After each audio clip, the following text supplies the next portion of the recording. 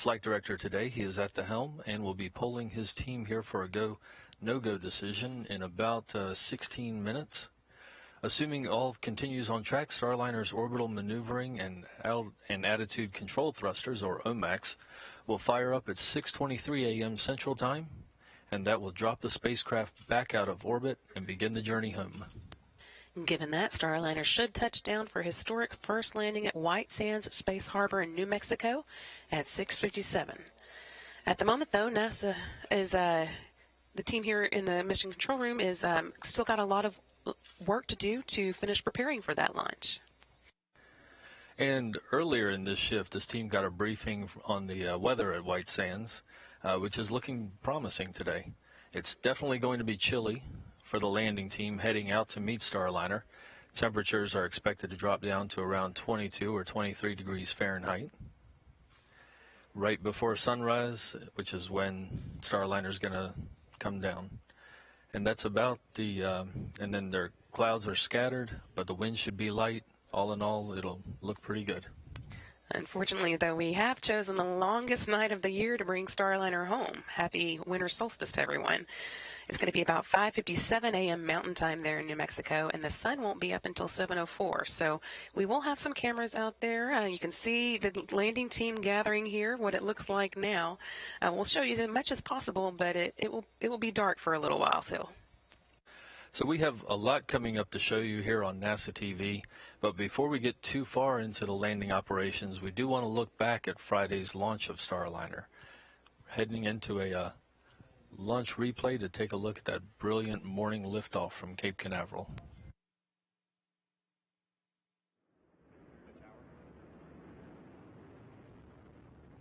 Now 10 seconds into flight.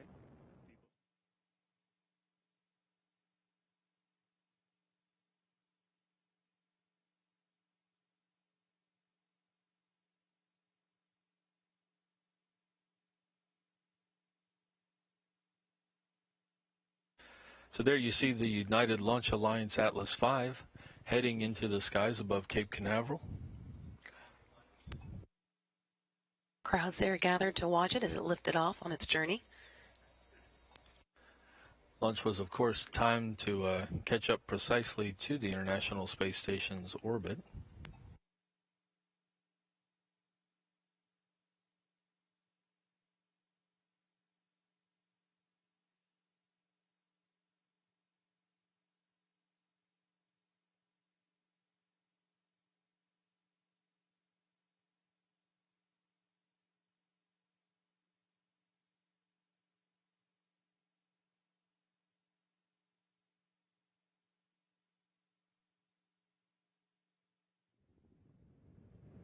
One minute, 20 seconds into flight. Body rate responses on the vehicle look good. 1 minute, 30 seconds in, standing by for SRB burnout. And we have burnout on both solid rocket boosters. Atlas will hold on to the SRBs for an additional 48 seconds prior to jettison. RD-180 has gone back up to full thrust as expected. Engine response looks good. 1 minute, 50 seconds in. Atlas is now 17 miles in altitude, 11.5 miles downrange distance, traveling at 2,300 miles per hour. Now passing 2 minutes into flight. RD-180 engine operating parameters continue to look good at full thrust.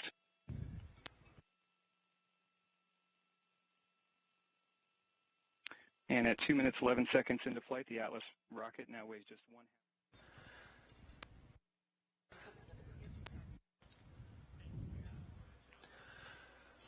So it really was a beautiful launch, and despite the fact that we're not going to be visiting the space station, we are still accomplishing a lot of Starliner's mission objectives. That's right. First up, there was the launch itself, which confirmed the human rating for the Atlas V rocket. Then yesterday, Starliner was able to establish a connection with the space station while the station was about 500 kilometers away to test out sending commands from the ground through the space station. We also got a good report card on Starliner's state and attitude knowledge demonstration. The 3 SIGIs, or the Space Integrated GPS and Inertial Navigation System units, were able to provide really good navigation. And we were also able to perform a good checkout of the system that would have allowed us to connect to the space station's docking adapter. And our anthropometric test article, Rosie the Rocketeer, is still strapped in the commander's seat and collecting data for us. We can't wait to see what she has to tell us when she gets back. Of course, there's been a lot of folks asking about Rosie, and she is still up there. Rosie and Starliner should be landing in 1 hour and 5 minutes now. But a lot still has to happen before touchdown, so we're going to take a look at what's ahead in the mission profile. 3.5 G acceleration limit. Engine responses will all look good.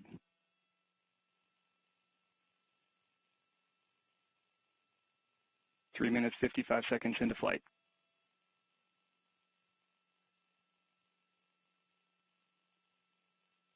And Centaur's begun the boost phase chill down sequence. And liftoff, the rise of Starliner and a new era in human spaceflight.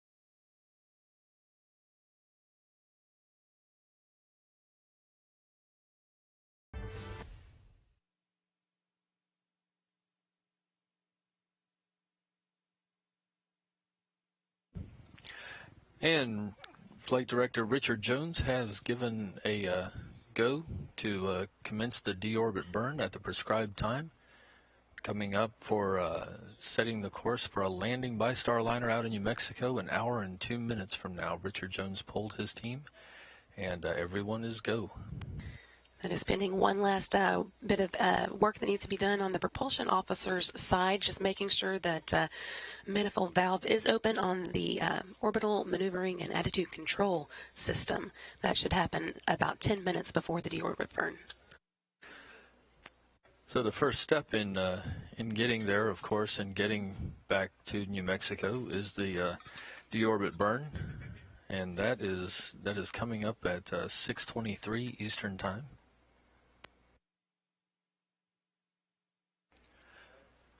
And that is going to be a 55-second burn firing using 4 of the orbital maneuvering and control engines on Starliner.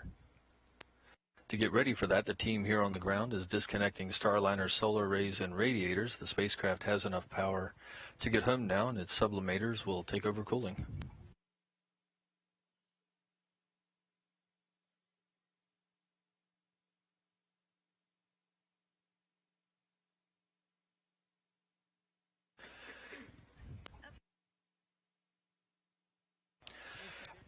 And as we promised, we have a number of teams around America taking part in today's landing operations. One of those teams is, of course, down at White Sands, New Mexico, at the landing site. And We're going out there now to Boeing's Josh Barrett and NASA's Dan Hewitt.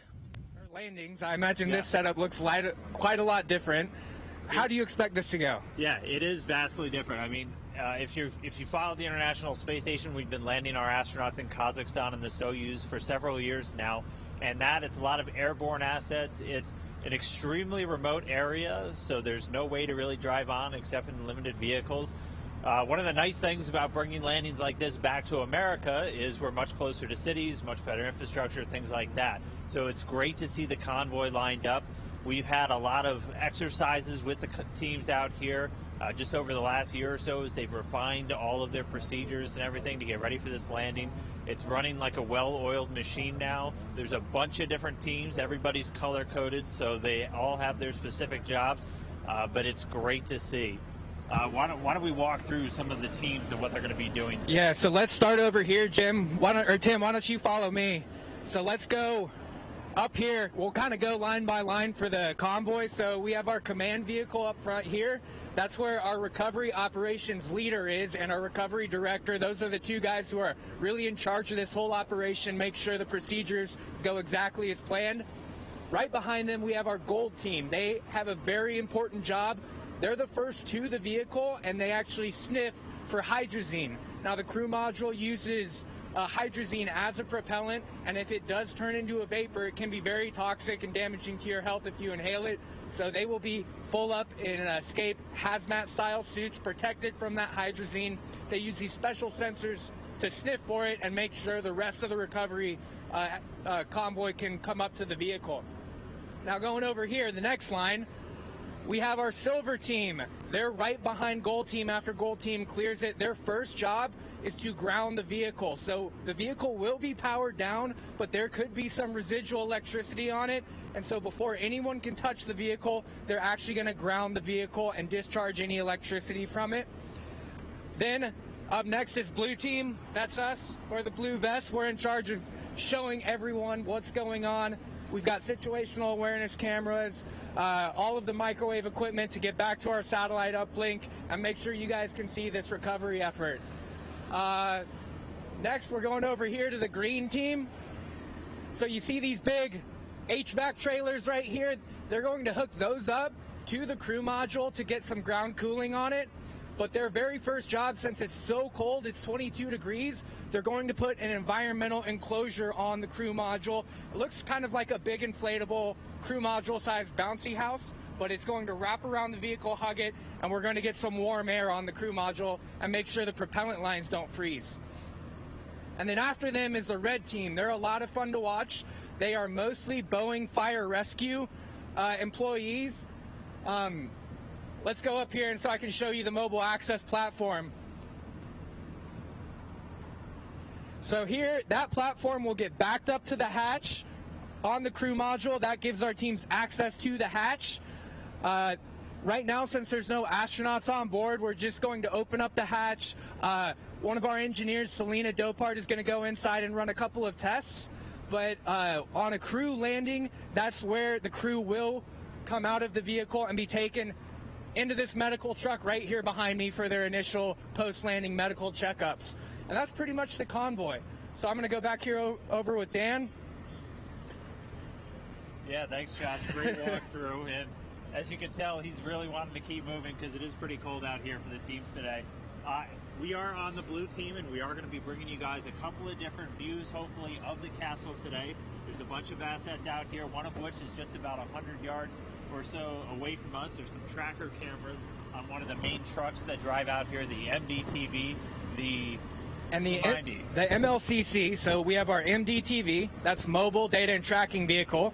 It's got 3 cameras on it. 2 of them are visible. One of them is infrared. And since it's so dark out, that's probably what we'll be relying on. And then next to it, we have our mobile command vehicle, the Mobile Landing Control Center. Those guys are looped in with Houston. And, that's really our link back to mission control. That is where the notification that the crew module has landed will come through. They will relay that to us on our field radios, and this whole thing's going to get moving. Yeah, and so in addition to those assets, we'll have a couple more ground track cameras that we'll be looking to bring views of Starliner coming down for. And once again, we're going to have a WB-57 in the air, hopefully getting some views of Starliner as it's doing that entry interface, so plunging through the Earth's atmosphere, and then watching the parachutes come out, the heat shield jettison, a number of different things. So we are working to bring you all those views during the live coverage today.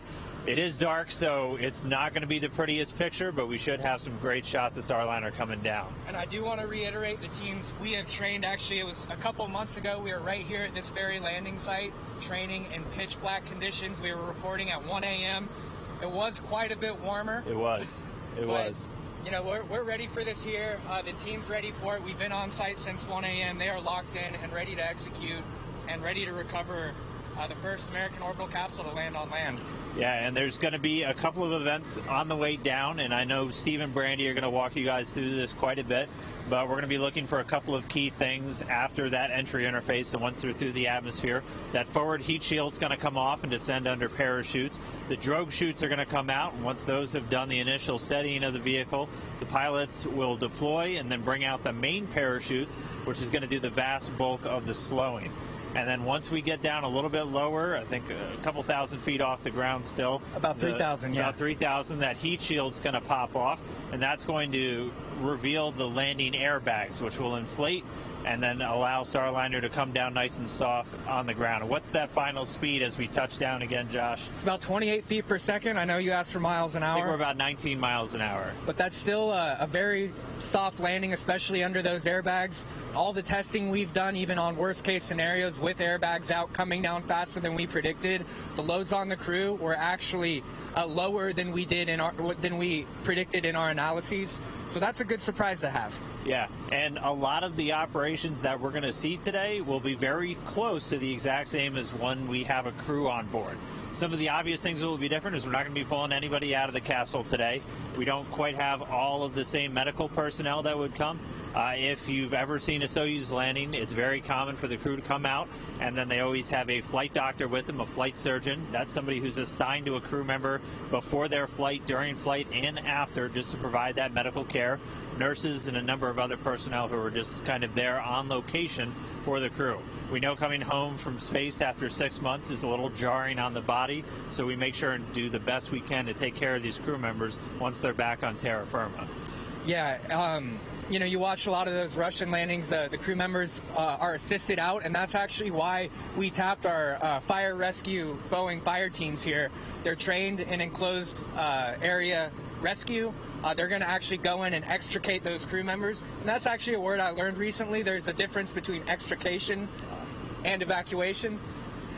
Extrication is actually going in and pulling someone out of the vehicle. So that's what our firefighters will be doing. And I will say they're fantastic to watch. These guys work so well together, pulling that platform up to the crew module, opening up that hatch, and getting access to those crew members. I know everyone's curious about how Rosie's doing. We're not going to see her get pulled out of the vehicle today. She's actually pretty heavy.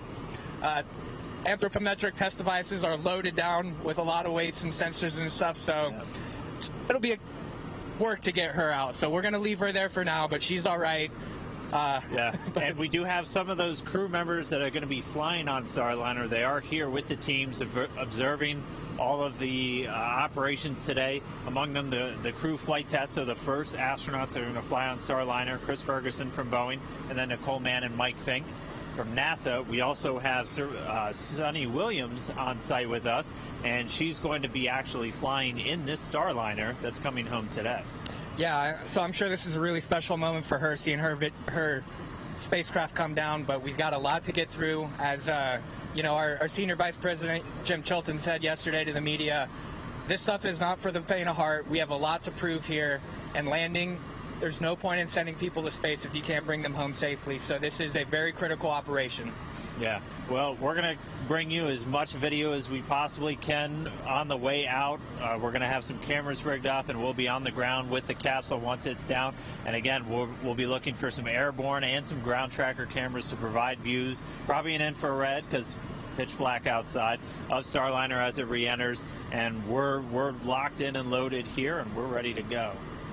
Yeah, so Steve and Brandy, we'll go back to you guys for updates from the flight control team. That deorbit burn should be coming up soon.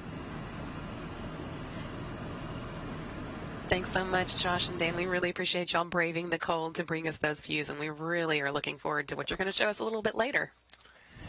And at this point, speaking of things that are coming up, Starliner is over the South Indian Ocean, heading below Australia before it comes over the Pacific, where it will perform the deorbit burn in about 16 minutes and 18 seconds. And at that point, after the deorbit burn, of course, the service module that is on the attached to the crew module will separate, and that will re-enter on its own. It will not. It's basically going to be disposed of, and the crew module is what will fly then through the heat of re-entry and on over the skies of New Mexico, where Dan and Josh are waiting to retrieve it. And that will all get kicked off with the deorbit burn coming up in 15 minutes now. But while we wait for that to take place, we are going to talk now with Starliner engineer Jim May, who's been standing by to tell us a little bit more about the deorbit process and what we've already accomplished on this mission.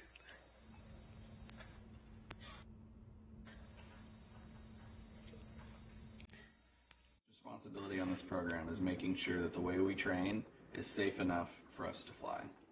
The astronauts are actually pretty easy to work with. So we make their flight more difficult. Nominally, we want a flight to go fully autonomous all the way to station with no problems. But in the event of an emergency, we have to train the crew to be able to react to those emergencies in a safely and timely manner. So we make their job as hard as possible by adding as many problems as we can during the training sessions. Chris Ferguson was my hiring manager. He was the first person I talked to on this program when I got started. And so making sure both your friend, your manager, your astronauts representing your country, making sure that they're safe is extremely important to me.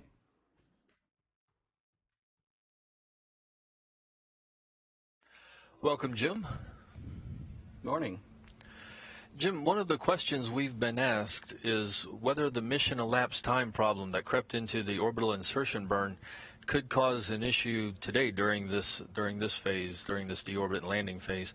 Tell us how the software has been tested in the past 2 days to confirm that this problem is not going to show itself again. Sure. So the mission elapsed time has been updated. The flight control team, Richard Jones, they recognized that.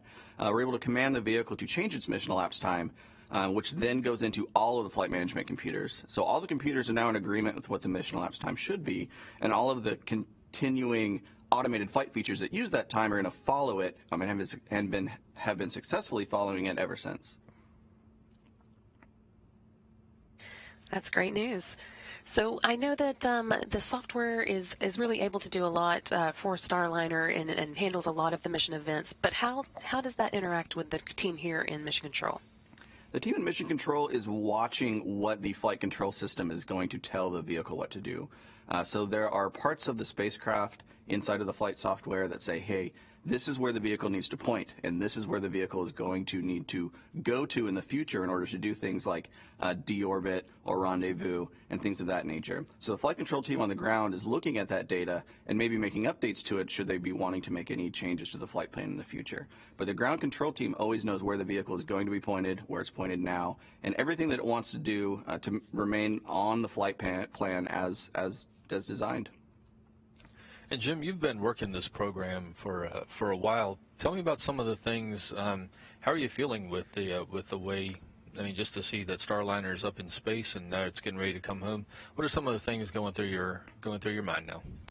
You know, this next phase of flight is a very critical one. It's one that we actually train a lot of the crew for most extensively, and so I'm looking forward to seeing the spacecraft fly the automated reentry plan just as we designed.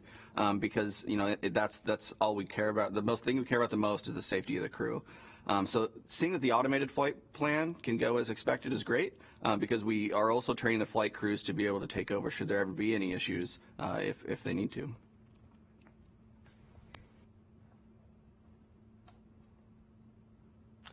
And Jim, when you look at some of the other aspects of this flight, the brilliant launch yesterday, and how tough was it for the team to execute some of those demonstrations that were performed? Was that a problem at all, or did the spacecraft really perform the way it was supposed to?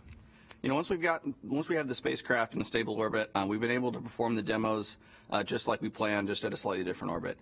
So being able to test the propulsion systems, looking at the vision, the navigation system, being able to check out the star tracker, which is telling the vehicle where it is relative to the stars, relative to the sun. All of those things have been working just as planned, and the flight control team has been able to follow the flight plan for each of the demos exactly as we wanted to do it. So all the systems have been working nominally since then, and doing everything we need to do to check out the vehicle for crewed flight. And I guess coming up will be another big demonstration with Starliner making its way back to Earth. Exactly. Can you walk us through some of the events that we'll be seeing over the course of the deorbit and landing? Sure. So we're going to do a deorbit burn, which is going to take the Starliner at the altitude that it's at and lower the future altitude so it actually comes into the atmosphere. Where it comes into the atmosphere is a place called entry interface. Once the spacecraft enters the atmosphere, it is then going to start controlling itself by doing turns and firing its thrusters to keep the spacecraft coming down towards our preferred landing zone at White Sands. And so while the spacecraft is maneuvering, it can change how far left or right it's going to go. It can change how far or how close it's going to come down on the ground. And all of those things that are going to be done by the automated flight system. Once we have come through the atmosphere and slowed ourselves down enough, we're actually going to fire some drogue parachutes to slow the vehicle down. From there, we'll pop out the heat shield, pull out the airbags, and then we'll pull out the main parachutes to come down on a nice soft landing in White Sands. And Jim, we had the early difficulty with the mission elapsed timer, and it's really all the teams have been working very hard since then, and of course, none of the past couple of days have been the teams have been working the whole time. Give us a little bit more insight. We touched on this earlier, but give us a little bit more insight into what that evaluation process has been, and y'all are dealing with a lower orbit than expected, but it is still something that is manageable. Am I understanding that correctly?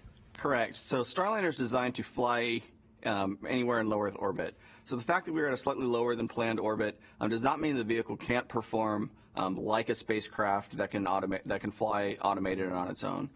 So the processes we've been going through work the exact same way as if we were at a slightly higher orbit. It just that we have we go around the Earth a little bit faster because our altitude is a little bit lower. But the teams have been able to operate the spacecraft using the exact same commanding, the exact same plan for the order of things that they're going to do than they would have done for the normal mission profile.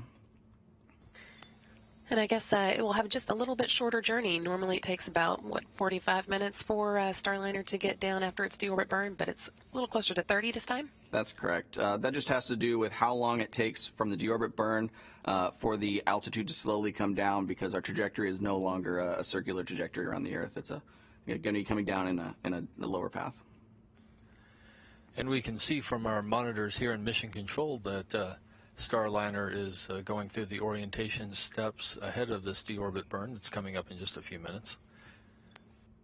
Jim, you're watching this. You're watching this closely. What are you thinking so far? Everything's looking good right now. We've got the vehicle pointed where we need to do the deorbit burn. It looks like the flight control team is all happy.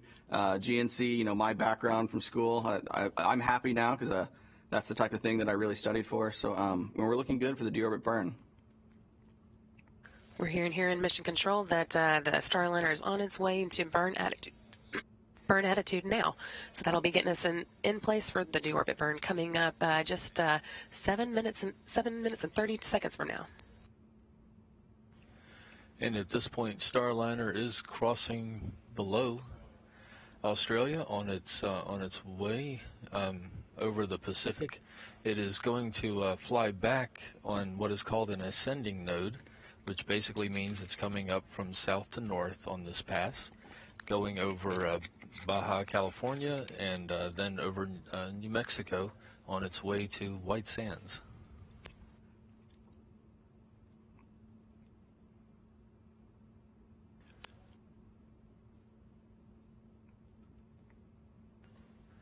part of the team here, of course, that's been working throughout this mission, the flight directors, they each have their own teams, and the on-orbit team is led by Bob Dempsey. Bob Dempsey is an astronomer at first and is a veteran flight controller for Space Station and now for Starliner. Here's a look at Bob Dempsey.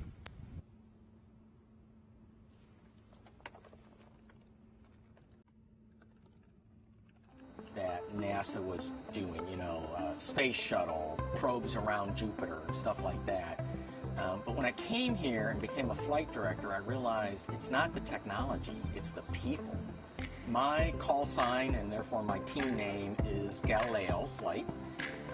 That's an homage to the fact that I'm by training an astronomer, so I had that heritage coming in here, always interested in exploring. When the chief of the flight director's office called me, I was very surprised. Of course, I applied and hoped to be selected, but I really thought the odds were pretty limited because it's a small contingent of people. In fact, there's been less flight directors than astronauts in the history of NASA.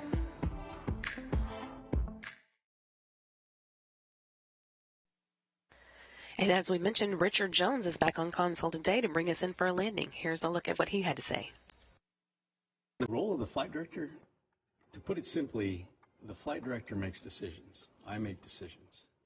And as the mission is continuing, whatever timeline that we're following, whether it's pre-launch, ascent, on orbit, docked, during entry, a lot of questions come up in terms of how we want to proceed, because sometimes the script isn't always written for whatever we're doing at the time. We may suffer a failure. We may have to react to different priorities, whatever is changing. And so the flight director's role is to take all of that information in, and all of the systems information, the human element, if astronauts are on that vehicle, and make a decision on how to proceed or not to proceed. Sometimes the answer is not to go forward with something. So it's really just about decision making.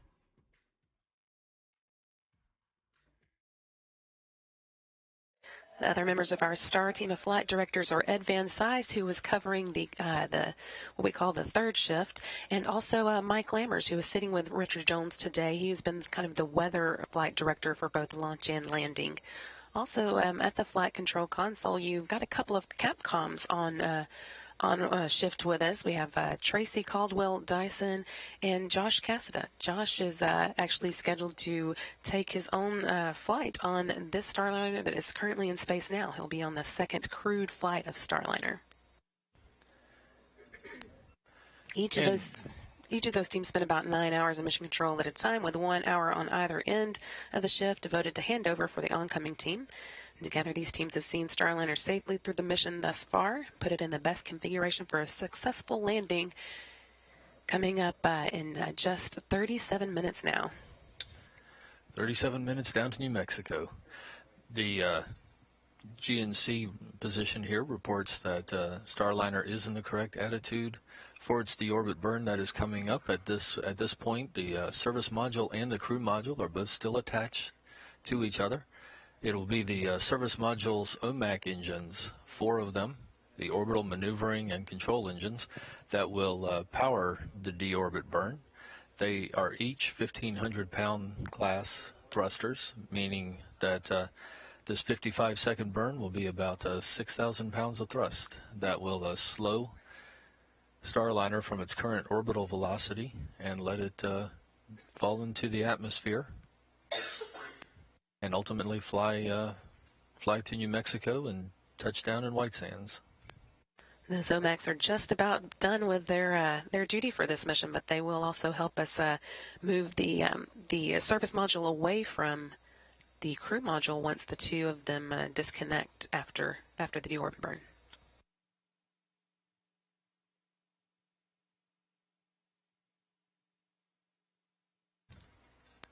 That burn's coming up in just a little over 2 minutes now. Everything still looking good here in the room. Everyone quiet and working through their last steps to get ready for it. And after the deorbit burn, we'll be looking at a what is called entry interface, which is basically the point at which the hottest part of atmospheric reentry begins. This is the point when Starliner's heat shield will face its biggest test. It's going to get up to 3,000 degrees, and the plasma will form around the spacecraft. The heat shield is going to provide a barrier to that. It's an ablative heat shield of Boeing's design, and that's going to protect Starliner and all of its systems. That's a lot to protect it from. 3,000 degrees is almost 1,000 degrees hotter than lava, so it's got quite a job ahead of it, and all that takes place about 75 miles above Earth. So we are about a minute 13 seconds away from the deorbit burn here. Watching, this will be Starliner's 33rd orbit of the Earth that this return is happening on.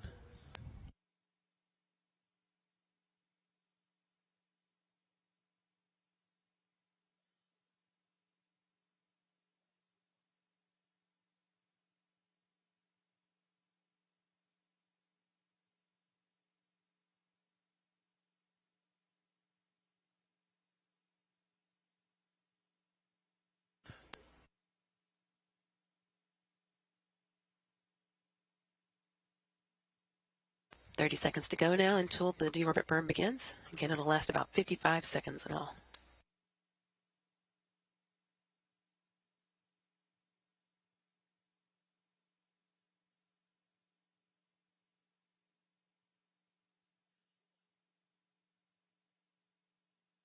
Ten seconds to deorbit burn.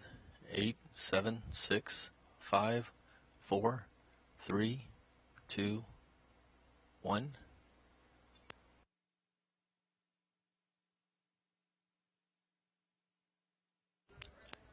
Deorbit burn in progress. Good control reported.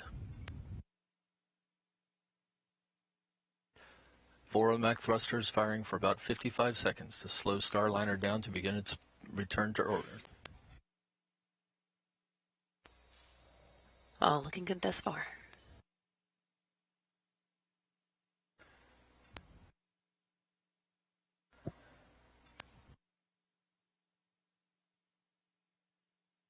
"40 seconds in, about 15 more to go. Starliner, we can see, is maintaining its attitude. OMAC thrusters are firing. Smaller RCS thrusters are keeping the spacecraft in its position.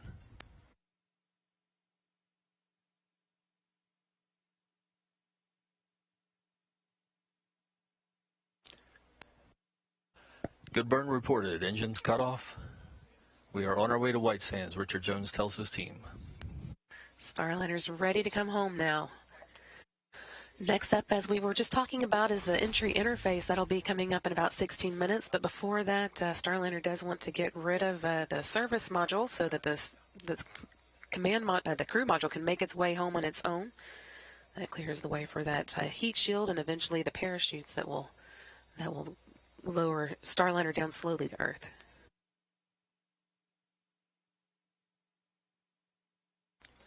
So Starliner is on a path coming home now. Its speed is dropping, and we will soon be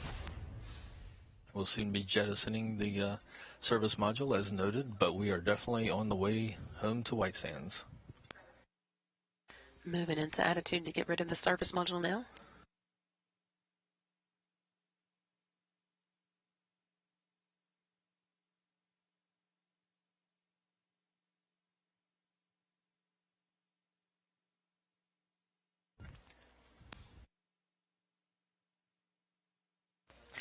And flight controllers report that we are in the right attitude and service module has jettisoned. Crew module is flying on its own. Service module will be disposed of while it re-enters over the Pacific. While the crew module continues on a flight path to White Sands, New Mexico, where our Boeing and NASA teams are waiting to recover. Right now it's up to the reaction control system on the crew module to flip the crew module back around, get its heat shield pointing into what will soon become a very hot spot. Make sure it's ready for re-entry.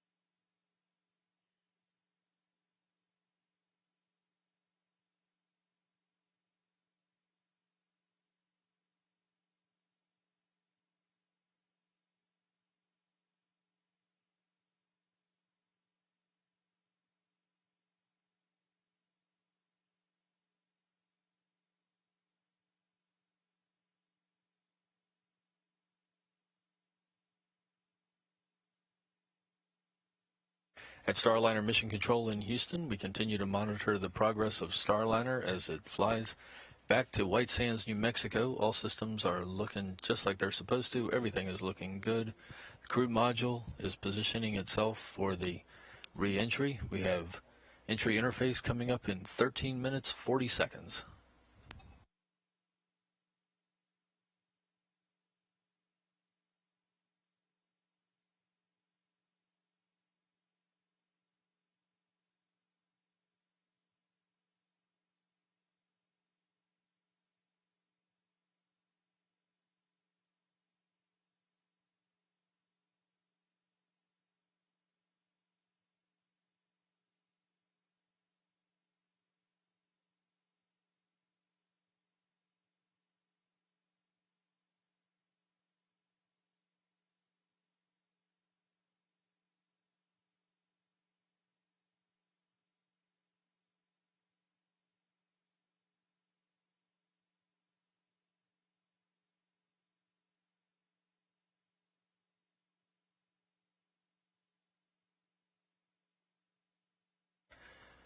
And another Starliner engineer joining us this morning is Tori Wills Pedrati. You might remember from our launch coverage a couple days ago. Tori is an expert on the heat shield of Starliner and many of the other systems. Tori, what are you thinking? What are you thinking right now as we proceed towards this reentry with Starliner in a good attitude and heading over the Pacific on the way to White Sands? So thanks, Steve. This is a really exciting morning, right, for Starliner to be able to show not only a good SM separation, but also a good attitude coming down into White Sands. So this is just a really good place to be in for the vehicle, and it's going to be upcoming here soon. Then we're going to get to test the heat shield. We have tested that heat shield here in the atmosphere at Ames with NASA a couple different times in an arc jet. Which is really cool and as close as we can get to those really hot atmospheric temperatures on Earth, but there's nothing like a flight test to prove the safety and reliability of something as important as the heat shield. And now that we are, let's see, 11 and a half minutes away from beginning to experience entry interface, it's really coming down to the crunch time. Yeah, it is. And again, this is just really exciting, and it's going to be a really good test of that heat shield. Now, a good thing to remember about the heat shield is that it's a game of threes. So the heat shield is going to see about 3,000 degrees at entry interface, and it's going to convert that heat to about 300 degrees on the interior of that inner mold line with about 3 inches of ablator. So it's a really great technology that Boeing has developed, the Boeing lightweight ablator that we have on the vehicle. So it's really exciting to be able to test it here. And also, we have seen some successful parts of this test already. During pad abort, we saw a very successful base heat shield jettison, which happens at about 3,000 feet. So some parts of this we've already seen, but right now we're just really looking to see how the ablator performs during this uncrewed flight test. Hopefully it'll all go just as expected. Assuming that we're back, it does go expected we're back next time with crew on board, what would they be feeling at this point? So at this point, from a thermal perspective, they would not be feeling anything different than what they would feel during the rest of the trip. The interior of the vehicle is around 70 to 75 degrees and is very comfortable for the crew. It's all in the exterior of the vehicle that you would see those really high heat waves, those heat loads. They would be seeing a very cool light show outside of their window right now as some of that thermal effects start to take place and you start to see the aero heating sphere occur around the vehicle. And Tori, the heat shield for Starliner, of course you have the base heat shield, which is the main thing that we're talking about, but the whole vehicle has a thermal protection, is that right? Yes, that's correct. So the quilted looking blanket that is on the top of Starliner that has that gray color is actually a type of thermal protection system, a TPS. So that is a thermal blanket made out of a bunch of different layers and thicknesses of a quilted material that is actually sewn together and then epoxied onto the outside of Starliner. And while that part of the vehicle will not see the high heat that the base heat shield will, that gray color and the density of that TPS still protects the vehicle, not only from the high heat of reentry, but also from the really cold temperatures when we're on orbit. So both of those are important when we think about thermal protection systems. Outstanding point, Tori. At Starliner Mission Control, we are 8 minutes 50 seconds away from entry interface, which is the point at which Starliner starts to encounter the hottest parts of re-entry. Starliner is in its current is in the proper attitude currently. Its base heat shield pointed in its direction of travel. Tori, entry interface. It's something you've been looking at for a long time, and now we're coming up to it. Yes, so when we did analysis on the heat shield and when we were designing and, testing it, entry interface is really when we would start caring about the thermal loads the heat shield would see. Before that, the heat shield is protected by the SM because we don't want it to be affected by any micrometeor debris or anything like that. So having the SM cover the heat shield is really important until we're ready to use it, because we want it to be at the exact thickness that we analyze to, so it's able to perform its job to the best of its ability. Can you give us an idea of how precisely that analysis goes?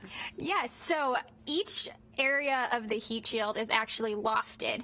So if you look at the heat shield as, as a layer of like a grid, each point on that grid is at a different thickness to be able to cover all of the heating that we would see during multiple different reentry trajectories, but also able to have it as thin as possible to be as lightweight as possible. So we really worked to make the heat shield the most efficient it could be, while also being as the lightweight as it could be, so that we're able to carry more cargo or more crew to station when we eventually go there.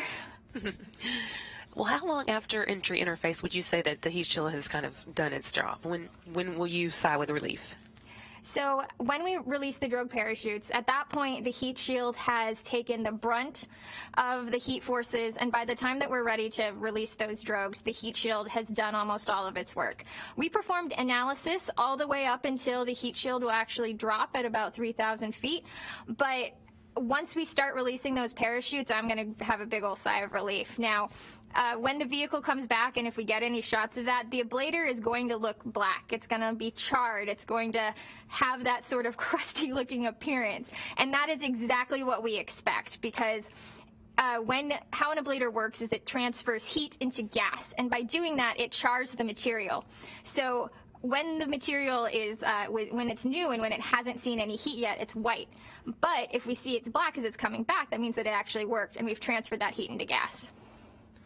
And Tori, you're of course an expert on another Starliner system, the interior camera system. And we of course have had a lot of interest on that, but as we understand it, we think we'll be able to have those interior views of Rosie in the commander's seat throughout from this mission. Yes, that's correct, Steve. So the interior system for the camera, for OFT, it's recorded, it was supposed to record the entire flight. We definitely got all of the uphill. And then when we got into our orbit and we were stationary, we did have to do some powering down. So the camera system was powered down for a short amount of time, but then it came back on, and we powered it back on as we started to do reentry. So we'll be able to see Rosie and Snoopy, not only on the uphill ride and as we orbit a little bit, but also during this reentry. So that's going to be really valuable engineering data for the teams to be able to see how Rosie is affected, as well as using her sensor data. But also, it's going to be great to be able to show the American public what sort of ride they expect. We have 4 cameras in the vehicle, and one of those is actually pointed out the window. So you're going to see some really cool, hopefully, views of the Earth, and then, that heat that we expect around the heat shield during reentry. So excited to get that off the vehicle when it gets home. It's an exciting time. We did have a Starliner performance deorbit burn at 6:23 a.m. Central today, putting it on its journey back towards a landing in New Mexico, just 20 minutes away from now. We'll be coming up on that entry interface that we've been talking about in about 4.5 minutes, but we'll keep talking with Tori for a little longer. So Tori, speaking of the camera system, it's of course made for the crew that's going to be flying this same vehicle after PCM, and of course before that there'll be the crewed flight test mission with Boeing astronaut Chris Ferguson and NASA astronauts Nicole Mann and Mike Fink. What are some of the models that you followed before for really what the crew wants to show, what's important to them to be seen? So we designed this camera system extensively working with Chris Ferguson and making sure that he was comfortable with the views and also with how close and up close and personal we would be inside the crew cabin. So that sort of data that we're going to be able to get from 4 different camera views on the interior of the Starliner is going to be really valuable to training astronauts in how to use our systems down the road, and also to sharing the Starliner story with the public. Now, for CFT, we're going to have some enhanced capability. We're going to be able to show docking live through the ISS. You'll be able to see the hatch opening ceremony and the crew greeting the ISS crew for CFT. So that sort of moments of being able to capture is not only important for the crew, to be able to understand how the systems work and to be able to train others past them, but also to just be able to share the story and show everyone, that we've had a successful docking. Thank you, Tori. We are less than 3 minutes away from Starliner's entry interface with the atmosphere, 2 minutes 43 seconds. This puts us at 18 minutes 31 seconds from landing at White Sands, New Mexico. We're already beginning to see the altitude drop for Starliner really steadily, about 95 miles above the Earth right now, and quickly falling. Flight Director Richard Jones and his team of mission controllers are monitoring every moment of this.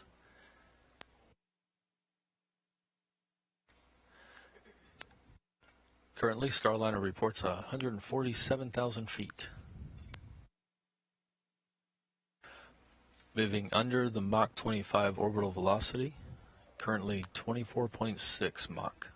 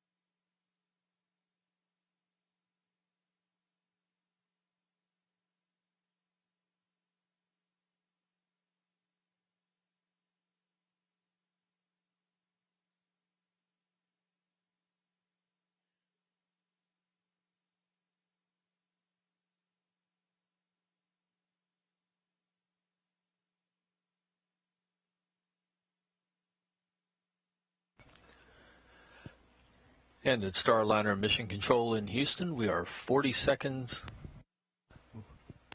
We are 40 seconds away from entry interface, now 34 seconds. Starliner continues in the proper attitude. Altitude 127,000 feet. 127,000 meters. Apologies. 126,000 meters. And we are right on top of that entry interface. This is when Starliner would be seeing those 3,000 degrees Fahrenheit temperatures. Should be just about 75 miles above the Earth at this point. We did want to make sure, as people are tuning in, that they are aware that following Starliner's touchdown, we will be hosting a post-landing news conference here on NASA TV at 9 a.m. Central Time.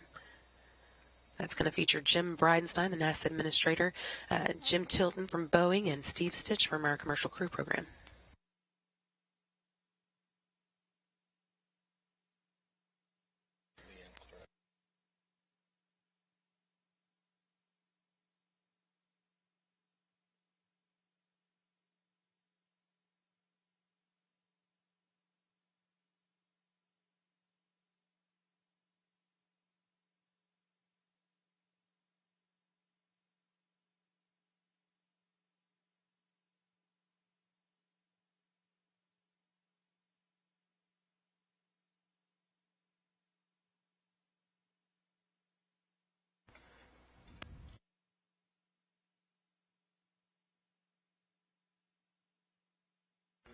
And Starliner is a minute into entry interface into that phase of maximum heating during this re-entry back over the Pacific. Starliner is flying as a crew module alone. The service module has been jettisoned and disposed of.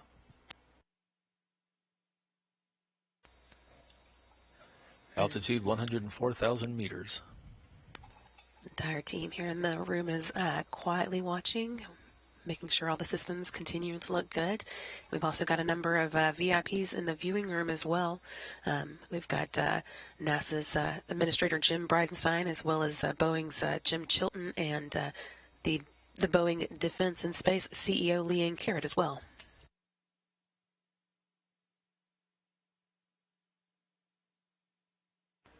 And we are seeing now on the landing track here in Mission Control as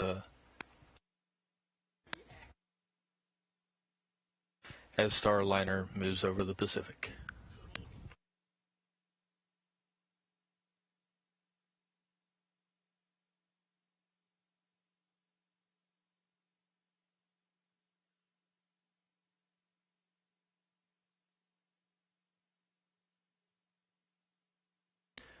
Starliner is 13 minutes 27 seconds from landing at White Sands Space Harbor, New Mexico.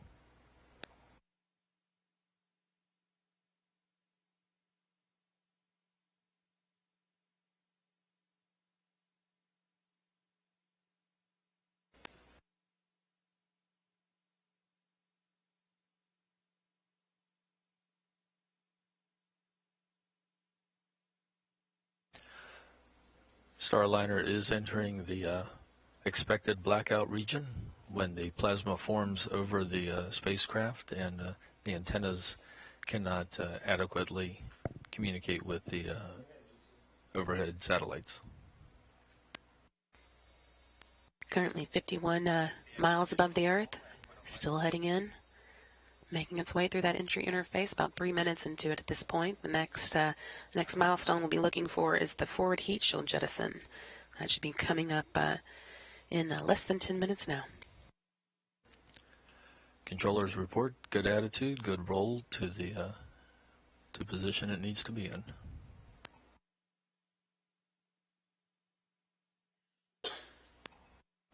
Starliner at 75,000 meters.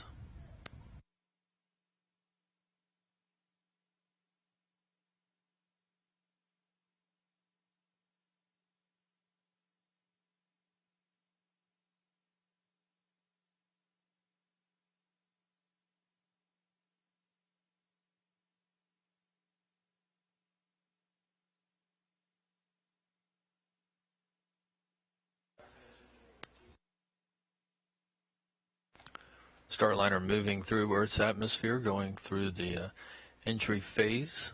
11 minutes, 30 seconds to landing at White Sands, where a team of specialists are waiting to recover the vehicle. This vehicle will be reused after this mission. It'll be taken to the Starliner factory in Florida and refurbished, and then flown on the first operational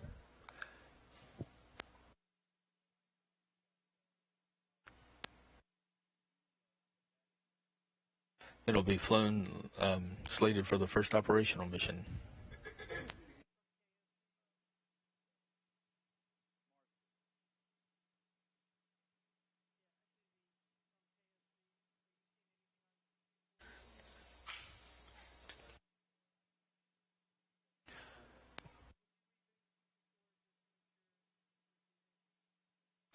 Five minutes into entry interface, we are now 10 minutes, 34 seconds before landing at White Sands, New Mexico. Starliner's controllers report the spacecraft is in good attitude.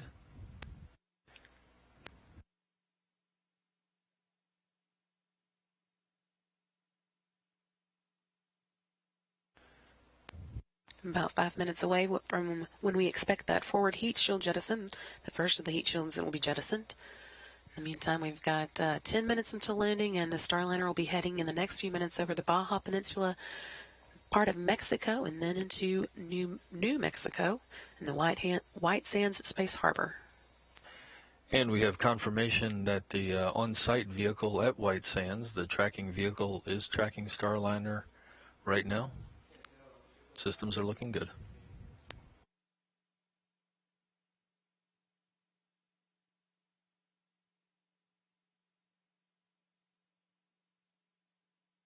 Nine minutes, 30 seconds to landing.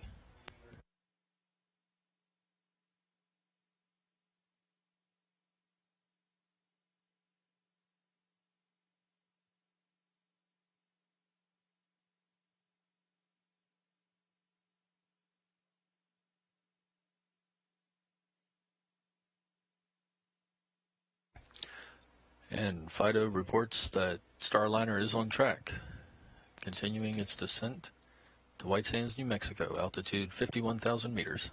That's about 32 miles above Mexico at the moment.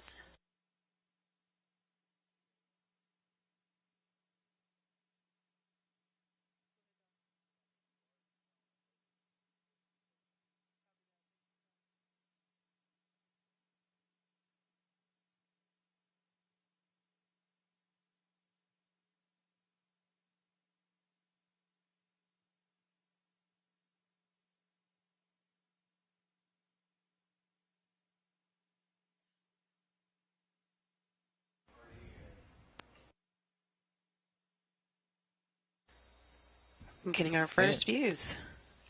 We are getting our first views from the NASA WB-57. We see their Starliner continuing its plunge through the atmosphere. We are 8 minutes and 8 seconds from landing. That image is infrared because of it being dark, of course, over the skies of New Mexico right now. Still about 28 miles above the Earth as it continues making its way, just about crossing over the New Mexico border now. This video again coming from one of NASA's WB-57 planes using infrared camera. All systems are reported doing well. Spacecraft is doing well. Altitude 41,000 meters. 7.5 minutes till landing, and just a couple minutes now until we should hear about the forward heat shield jettison.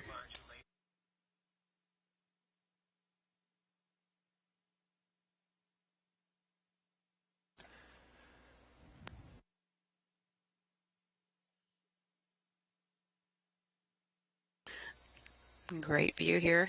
Can't see much since it's dark, but it's good to know that Starliner is on its way home, and this is actually a little better than I was hoping, considering that it's in the middle of the night in New Mexico.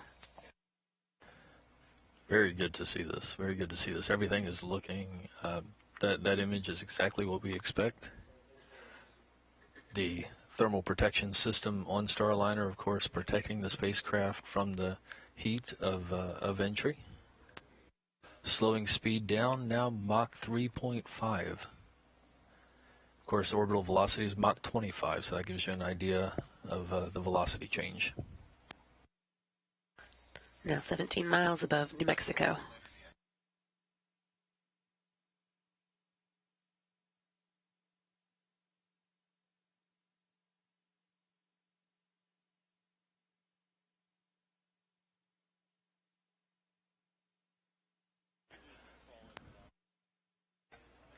Six minutes to landing at White Sands, New Mexico. Starliner remains in its proper attitude, proper course. Speed Mach 1.1, 19,000 meters.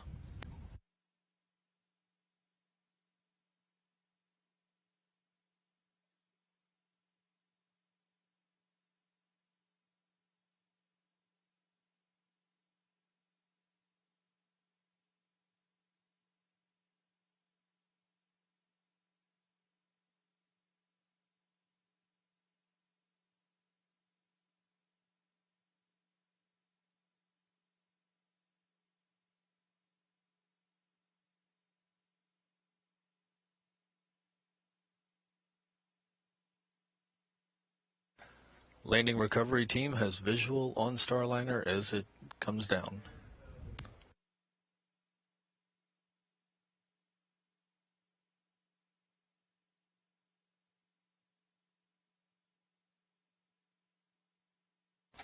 10,000 feet.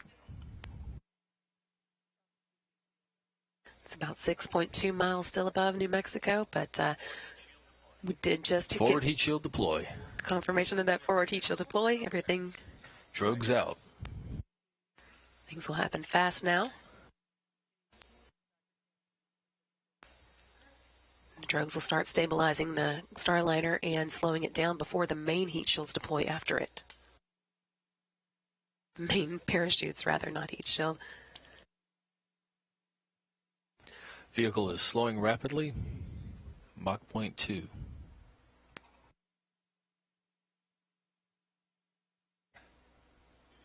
And landing site reports the sonic booms as Starliner came over.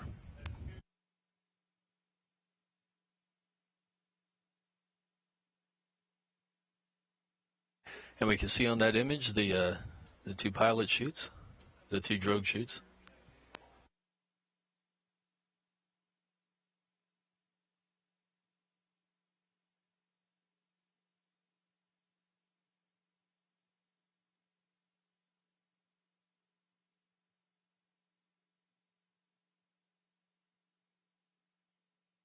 Three minutes, 30 seconds from landing. Mains deployed.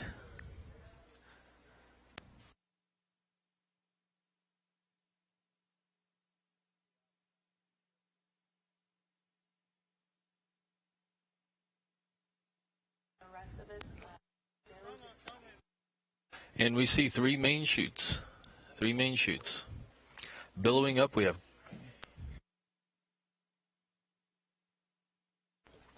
three main chutes. We see the red, white, and blue as Starliner descends.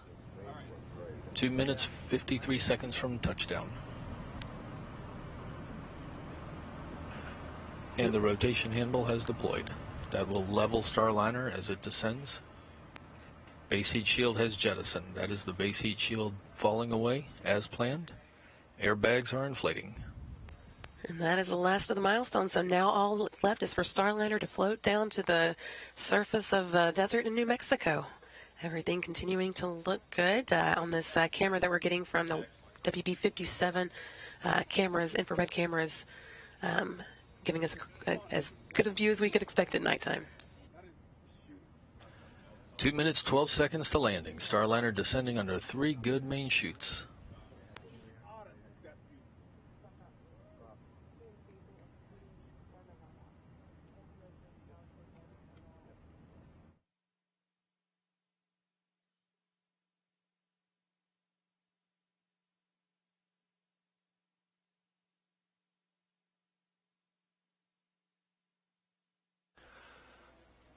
All six airbags are confirmed to have deployed, and they are fully inflated as Starliner descends to the desert down in White Sands.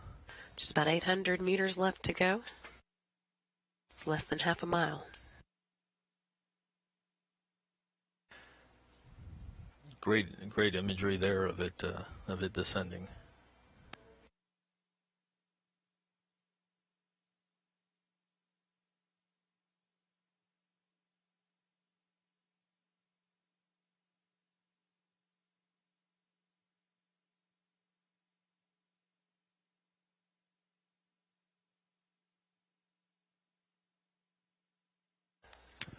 Less than 1 minute to landing, less than 1 minute to touchdown at White Sands, New Mexico. Starliner floating smoothly and softly under three main parachutes.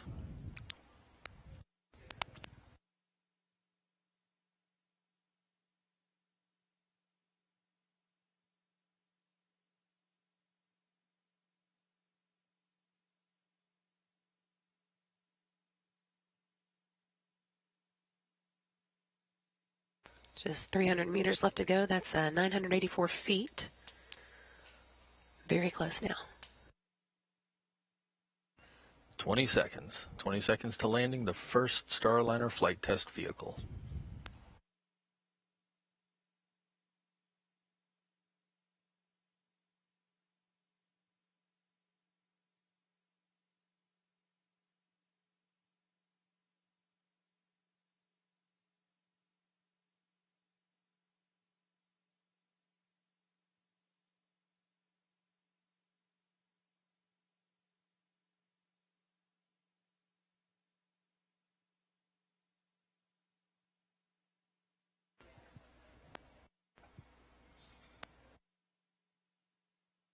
And Starliner touches down in the desert in New Mexico. An historic landing in White Sands, New Mexico concludes the first flight test of Boeing's Starliner spacecraft, the first time an American-made, human-rated capsule has landed on land.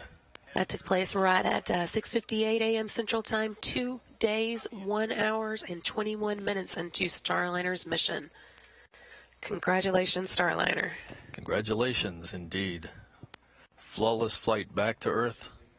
Good landing this morning. Now the spotlight's going to shift a little bit to the landing recovery team waiting for it out there in New Mexico. They have to wait for clearance before they start heading over to the vehicle, but Starliner has touched down at White Sands successfully this morning. Main chutes are jettisoned. That'll keep those chutes from pulling Starliner away as the landing recovery team is looking to make their way toward it.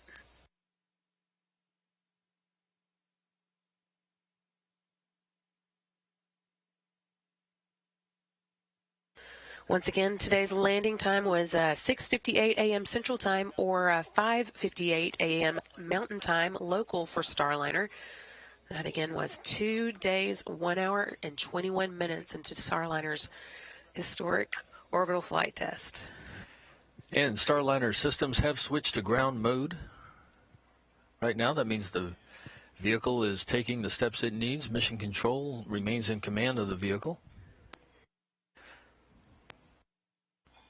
We will soon see the landing recovery team head out. And we're going now to Boeing's Josh Barrett out with the landing recovery team. Josh, it was a beautiful landing from here. I can only imagine how it is from there. Steve, it was a beautiful landing from here. We had a spotlight on the ground. We could actually see some of those ordnance fires up in the upper atmosphere when that forward heat shield was deploying. We could see the strobing light on the vehicle all the way down, and then when those parachutes deployed in the spotlight, it looked almost ghostly as it drifted down and touched down at 5:58 here. As you can see, we are moving in the convoy right now. We've got our H2, which is actually the connection that I'm talking to you guys back from right now, right in front of us. Our recovery operations leader, we call him Roll. He's in contact with the recovery operations coordinator. That's rock and roll for you. They are leading us out to the crew module. I can actually see it strobing out in the distance on the horizon. We have the GPS coordinates locked in. That strobe is still going on, so we're just going to follow that all the way into the crew module. And then once again, Gold Team will be the first to approach the vehicle. We heard the radio call that there's no hazardous conditions for the LRT. That's the landing and recovery team. But we still want to make sure that everything is safe before the teams get around the vehicle. So again, Gold Team is going to approach the vehicle, sniff out, make sure there's no residual hydrazine on the outside or there's no propellant leaks. Silver Team is going to go in and discharge the vehicle, and then Green Team is going to go in and start getting that environmental closure around the vehicle and get some ground heating to it because it's so cold. We want to make sure those propellant lines don't freeze. And then the red team moves in, gets access to the hatch, and then I think we'll probably wrap up this broadcast right around hatch closer. When there's crew members in there, obviously we'll stick around until everybody's out, but you know, today getting that hatch open and getting access to the interior is really the final big milestone for the landing and recovery team.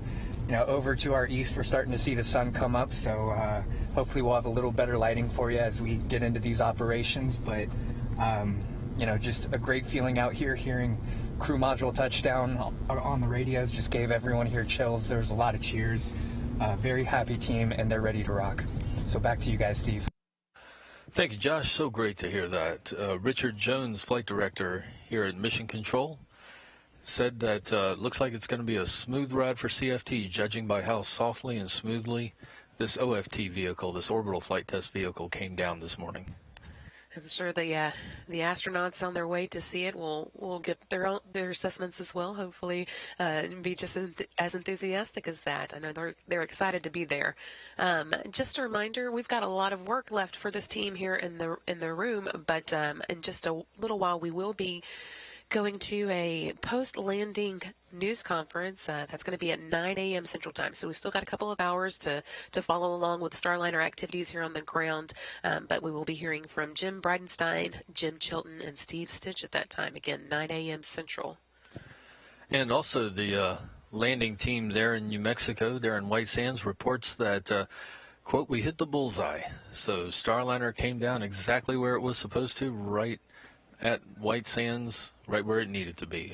It was a spectacular entry this morning, and of course, remarkable images coming down as it. We're also getting our first look through the darkness at the Starliner capsule as it sits on the desert floor there in White Sands. This picture is from our landing recovery team as they move out towards the spacecraft.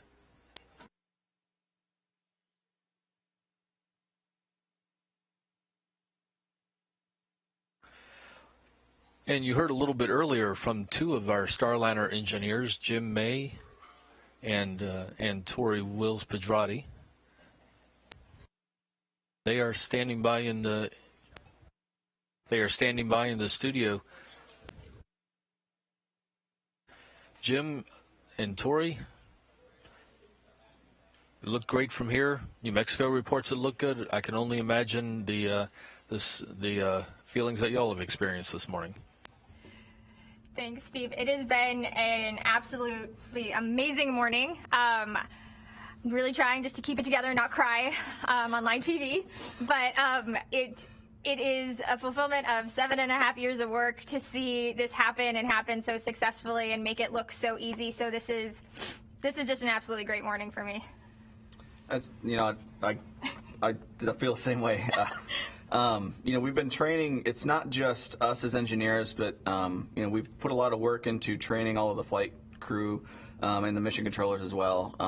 So being able to get them ready for this flight and have them control the vehicle, command the vehicle to come down safely in the desert means good things looking forward for our future crewed missions as well. Yeah, and Jim, it's such a great synergy between not only the technical systems, right, but also our people systems. We had such great people on console, we've had such great people out in the desert, and then we also have a really great technical vehicle. So like seeing all of these things happen together is because of the team that really made this happen. So it's just excellent to see. Exactly, the team effort's great. And for those just joining us, about 8 minutes ago, Starliner touched down on the sands of White Sands, New Mexico at 6:58 a.m. Central Time, 5:58 a.m. local Mountain Time out at White Sands. Seeing a replay here of that touchdown. Again, everything happened right on time. All the milestones, the heat shield jettisons, the parachutes, deployment, the airbags filling up, everything giving good indications for all of the landing system elements. A lot of activities, of course, took place. The spacecraft in control of them during that final descent. Tori and Jim, a lot of things for the spacecraft to do, but it went really, really well. It looked like. From your technical knowledge, what do you think? So I just have to say that heat shield jettison was one of the most beautiful things I've ever seen. It looked really good from this end. I'm really excited to see some of the more up close images that I'm sure we're going to get from the ground team, and also be able to really dig into the data from the vehicle now that it's back here on Earth. I don't think we could have had a better flight. Yeah, and the vehicle, we simulate this reentry, especially with the actual flight crews and the mission controllers for the uncrewed flight. But seeing the vehicle nail the bullseye, all of the separation and ordnance events happening exactly when they plan to, means that we've done a really good job of modeling and planning for our flight with our simulations of the way that we train everybody. So seeing that work just as we planned means that we've got a good background moving forward into our future flights. And just a reminder that here we are about 10 minutes after landing. And the Starliner landing recovery team is making their way out to the spacecraft. We will hear more from Josh Barrett and NASA's Dan Hewitt as they get closer to the spacecraft, coming a little bit later. We are talking right now with Boeing's Tori Wills-Pedrati and Jim May, both engineers in the Starliner systems. You're also seeing some of the replays of Starliner's very successful very smooth landing this morning in New Mexico. Jim, you have the you've both, of course, been working throughout the last couple of days. When did you, Jim, when did you first breathe your sigh of relief as you watched it come down this morning? I don't think I really let myself start deeply breathing until we hit the landing. When the mains came out, that means we're coming down slowly. But you really want to make sure that the vehicle comes down soft and safely, because that means soft and safe for the crew. And so once it hit the ground, I let out a deep sigh, but a happy one. I mean, this is also just a big moment, right? Because we landed an American capsule on land with an airbag system. It's like the first time anybody has done this. So this is just really exciting to be a part of this. Right, and us coming down safely on land means that we're going to have the vehicle safe and ready for Sunny Williams to fly on her next mission. That means that we can safely bring back the cargo that we're planning on bringing back from station on the future flights, so we can get the research continuing, immediately after landing. We're hearing that Richard Jones here in the flight control team has handed authority of the vehicle over to the landing and recovery team. For Tori and Jim, I know that you would probably love to be there. What would you be looking for if you were able to be on site?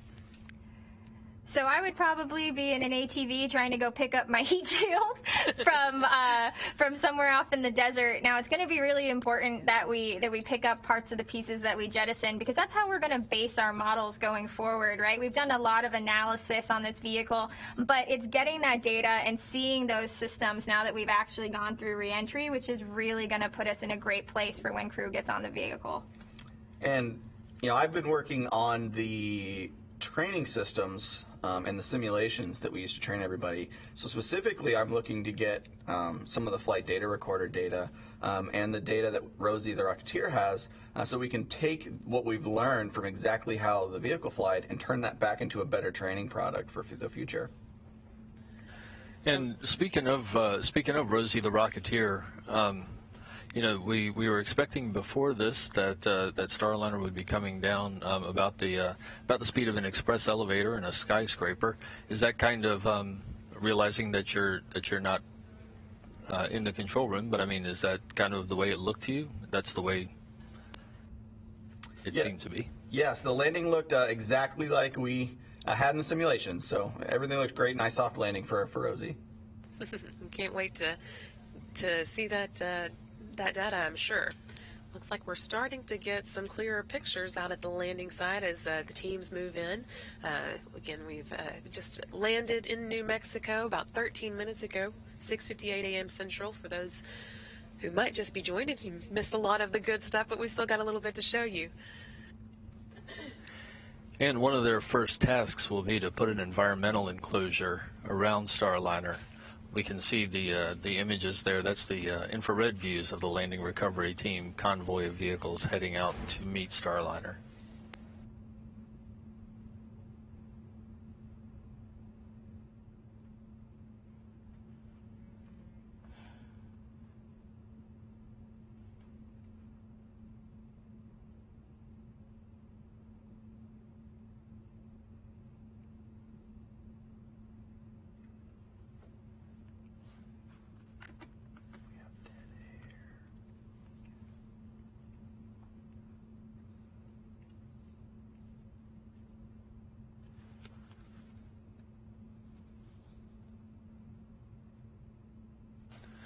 And a quick reminder that we will be going out, we hope to be going out to Boeing's Josh Barrett shortly with the landing recovery team. He's in that convoy of vehicles. He is part of the blue team, as they're known. They're divided into different teams of specialists depending on their tasks for Starliner recovery.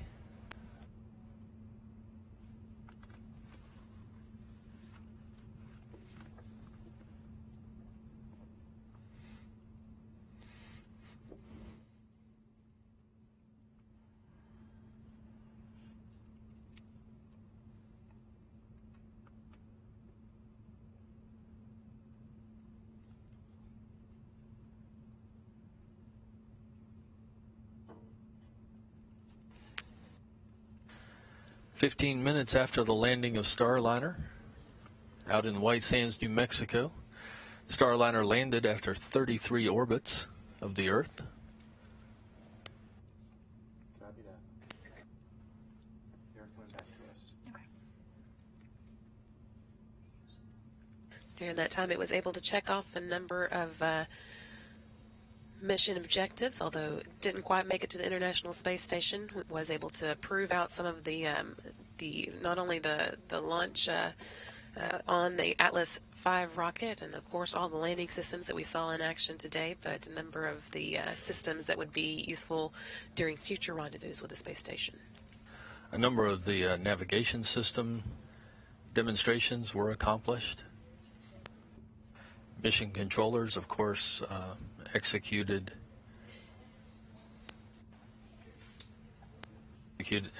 their operations, all while keeping an eye on Starliner. And Starliner, in fact, was able to connect with the International Space Station, though it didn't visit, and teams here on the ground were able to send commands from the station to Starliner. Once again, a reminder that coming up in about an hour and 45 minutes, that we're aiming for 9 a.m. Central Time, we will have that post-landing briefing when we expect to hear from Jim Bridenstine, Jim Chilton, and Steve Stitch.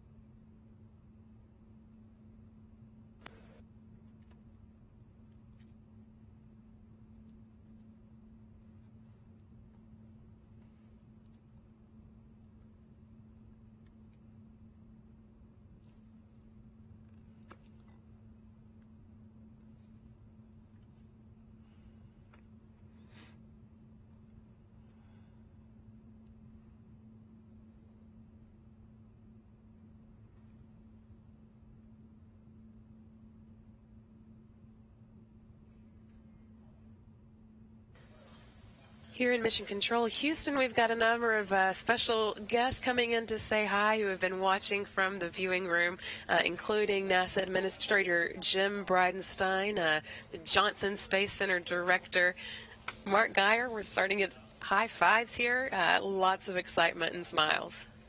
And this all follows a lot of work by a lot of folks.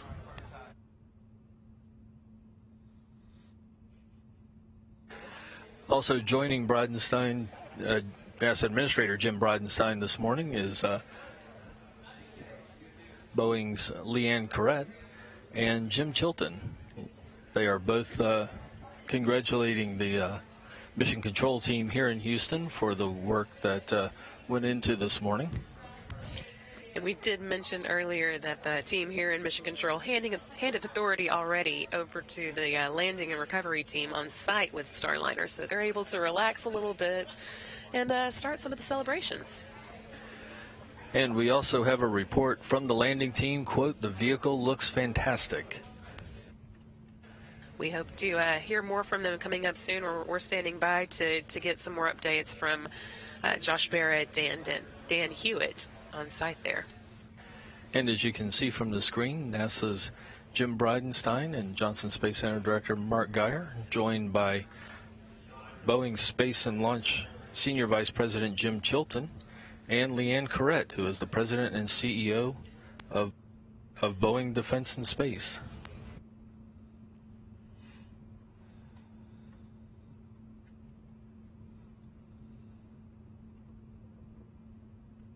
Both Bridenstine Boeing and Defense. Chilton will be joining us again for that post-landing news conference that's coming up at 9 a.m. Central Time, and they'll also be joined by Steve Stitch, who is the Deputy Director of the Commercial Crew Program for NASA. So as you can probably tell, there's a lot of happy faces this morning in Houston. There we see Leanne with Flight Director Richard Jones and Mike Lammers and Bob Dempsey.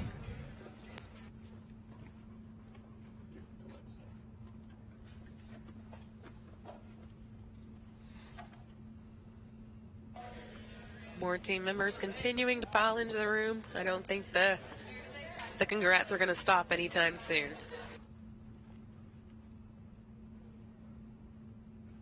It's been 20 minutes now since Starliner landed in New Mexico. That took place again at 6:58 a.m. Central Time, or 5:58 a.m. Mountain there in New Mexico. And took place at 7:58 Eastern Time there at the launch site.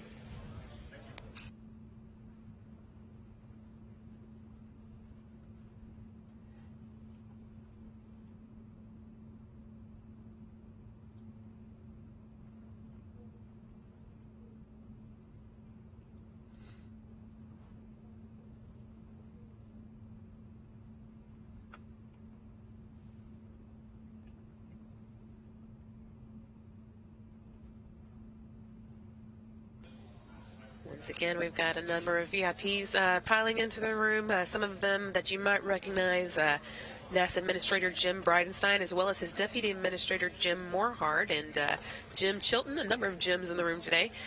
Chilton's Senior Vice President of Space and Launch for Boeing. Also, Leanne Carrette, the Boeing Defense and Space CEO. Center Director Mark Geyer, and we've got, I think, all of the Starliner flight directors, I believe, in here. Richard Jones, of course, who was on console for landing and launch, as well as Mike Lambers, who was next to him as the weather flight director. Also milling around Ed Van Cise and Bob Dempsey, all taking part in the congrats. Meanwhile, out at White Sands, New Mexico, the landing recovery team is getting closer to the Starliner vehicle. They will be putting an environmental enclosure up over the vehicle. It is, of course, below freezing out in White Sands this morning.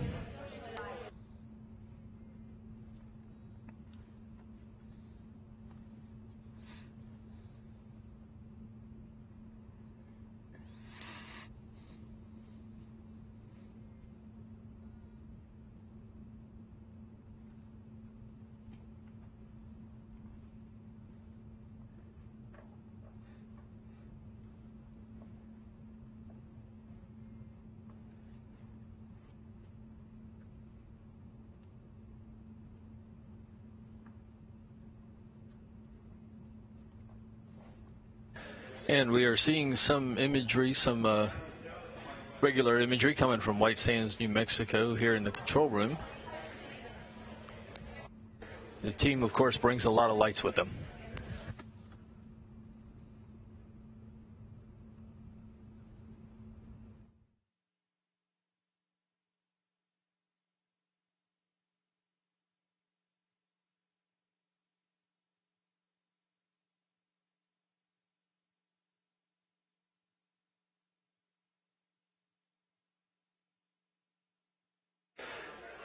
And we are hoping to reconnect with the blue team, part of the landing recovery team. We're just waiting for the communications link to be completed. Starliner is in very good shape, landed almost 24 minutes ago. White Sands, New Mexico.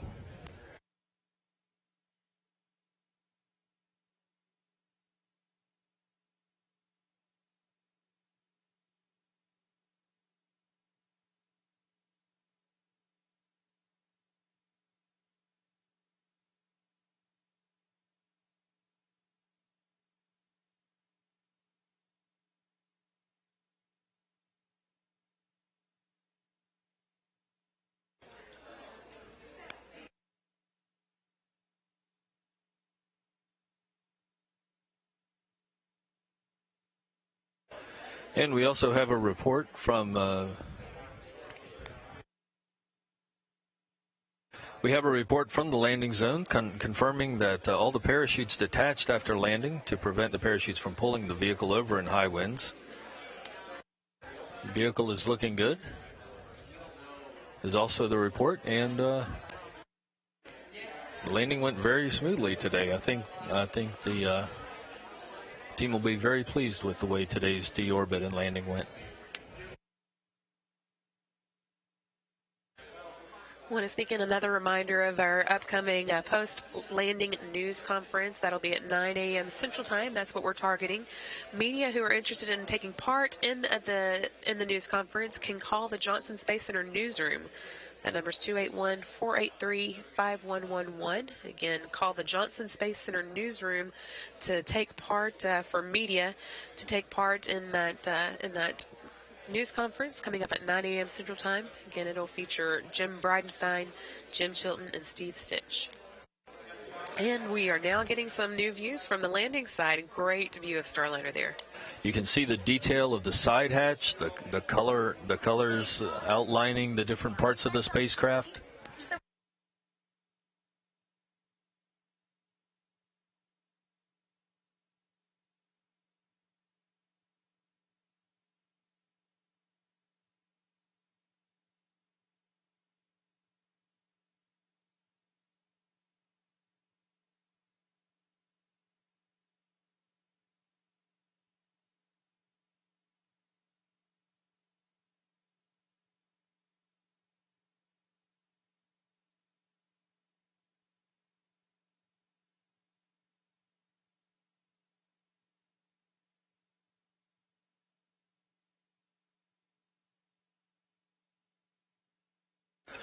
And what we're seeing is the first members of the landing recovery team moving out to the vehicle.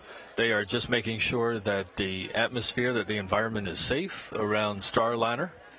Starliner, of course, comes back through the atmosphere with the maneuvering fuel. It jettisons quite a bit of it on the way down, but they do need to confirm before the whole teams get there that the environment is safe for the landing recovery team.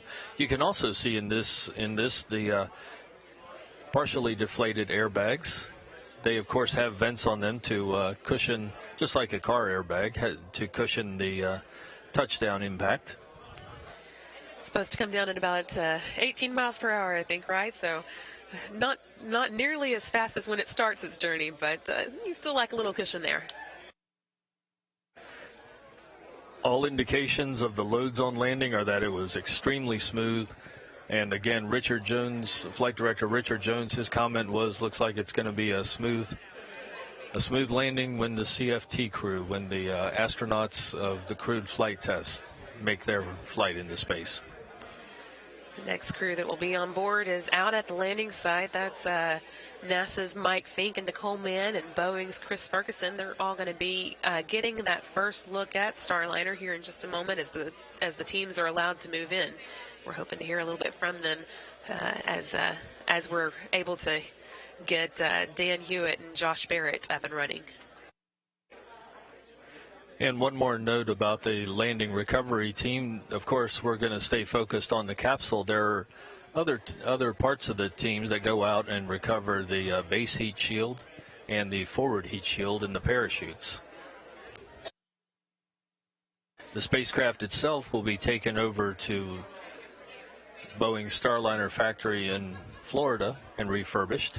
The base heat shield does not get reused.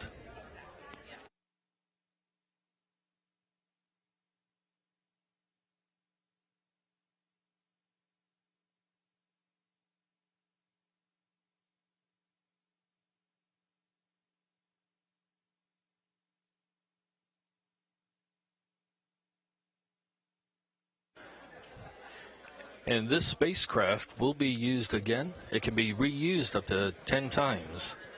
This vehicle, of course, comes down on land. We designed it to land on land just to get that reusable ability that you don't get when you splash down in the water.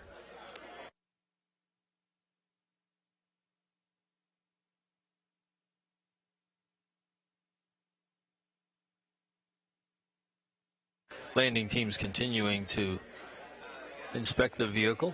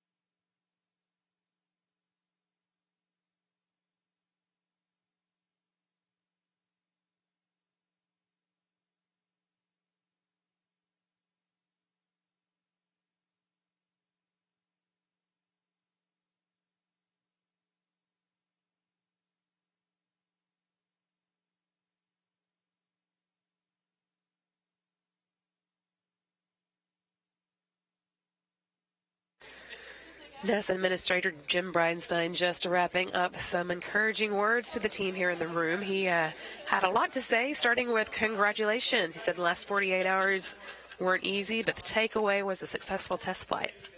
And he pointed out that we've learned a lot from this. We've learned a lot about a lot of different aspects of flying it, of course.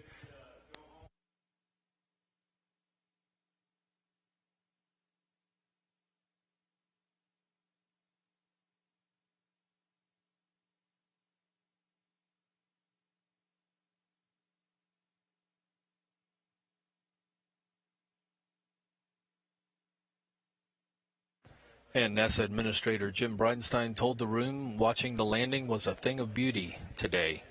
He was very encouraged by what he saw. He reported that a lot of tasks were accomplished during this flight. We learned a lot. That's why you test. And this was a challenge for the flight team because you had to do some of the flying in a non-optimum situation, but they still managed to do a lot of things right, and we learned a lot about this vehicle. This is the first of the space-proven models of the Starliner spacecraft. We have a crewed flight test version back in Florida that's being prepared for the crewed flight test to carry astronauts, and we have a pad abort test vehicle also. So the fleet now has a vehicle that has orbited the Earth 33 times and landed back in New Mexico. That's a great start. Bridenstine also mentioned that he called Vice President Mike Pence from this room, and Pence mentioned that he knows that we just made history here. So kudos coming in from all over the place at the moment. We are also able to get one of the first still photographs from one of our NASA photographers in the field. We have to show for you here. This came from Aubrey Gimignani, one of our NASA photographers, taken of Starliner making its way down to its landing in New Mexico at 6:58 a.m. Central Time. And you can see there that Starliner is the small conical shape at the end of the three main parachutes. And in fact, this image came through of the base heat shield as it jettisoned. Of course, base heat shield protecting it from the 3,000 degrees of re-entry, and then its work done, it jettisons and the airbags inflate.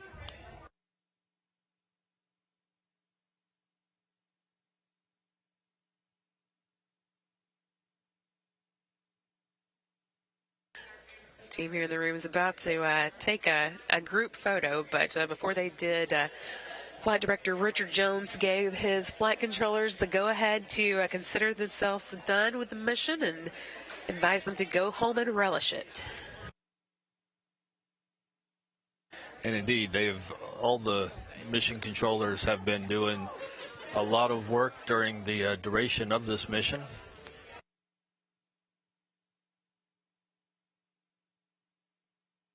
Still waiting for our counterparts there on the ground in White Sands to be able to get into position to give us another update. We're hoping that will come pretty soon. But in the meantime, I'm going to give you another reminder that we've got a post-landing news conference coming up at 9 a.m. Central Time.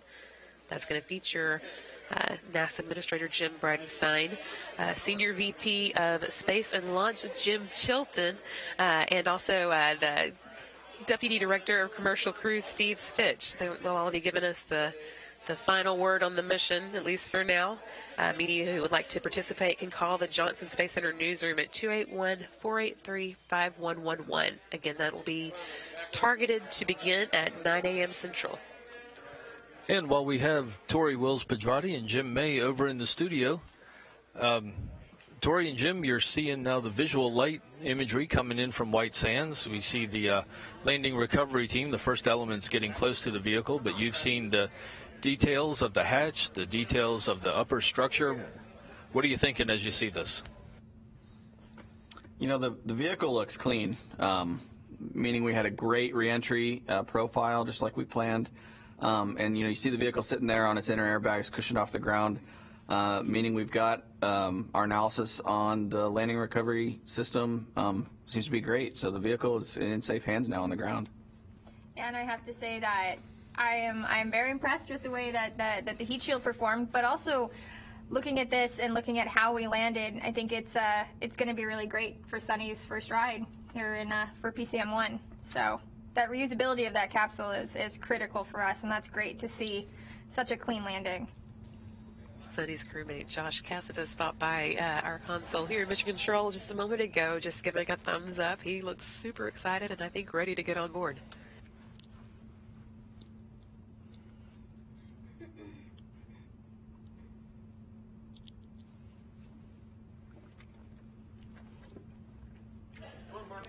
And we can see there members of the landing recovery team moving around the vehicle, doing their checks. We hope to hear from the blue team, who are right with that landing recovery convoy.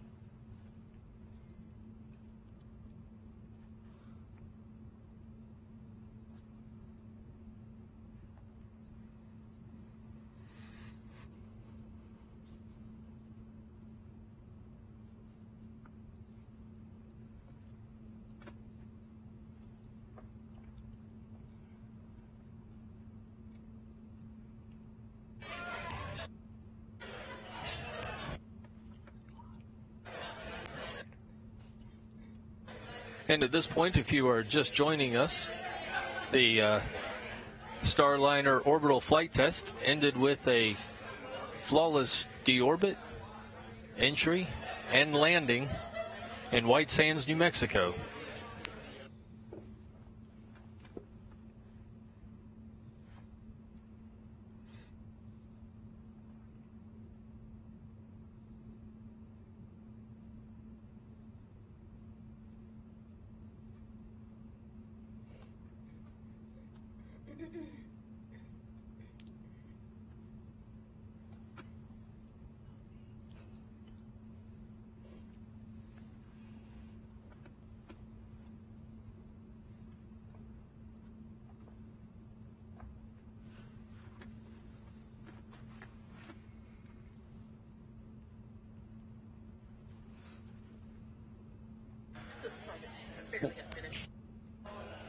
Once again, at this point, we are seeing the Starliner spacecraft safely on the ground in White Sands, New Mexico. This is the first vehicle to land, the first American-made human-rated capsule, I should say, to land on land. Came down under 3 parachutes, touched down on 6 inflated airbags, very smooth landing. Touchdown time was 6:58 Central Time here at Mission Control, 5:58 Mountain Time, the landing site, and 7:58 Eastern Time, where it launched from. We can see that they're moving the platform into place on Starliner to get access.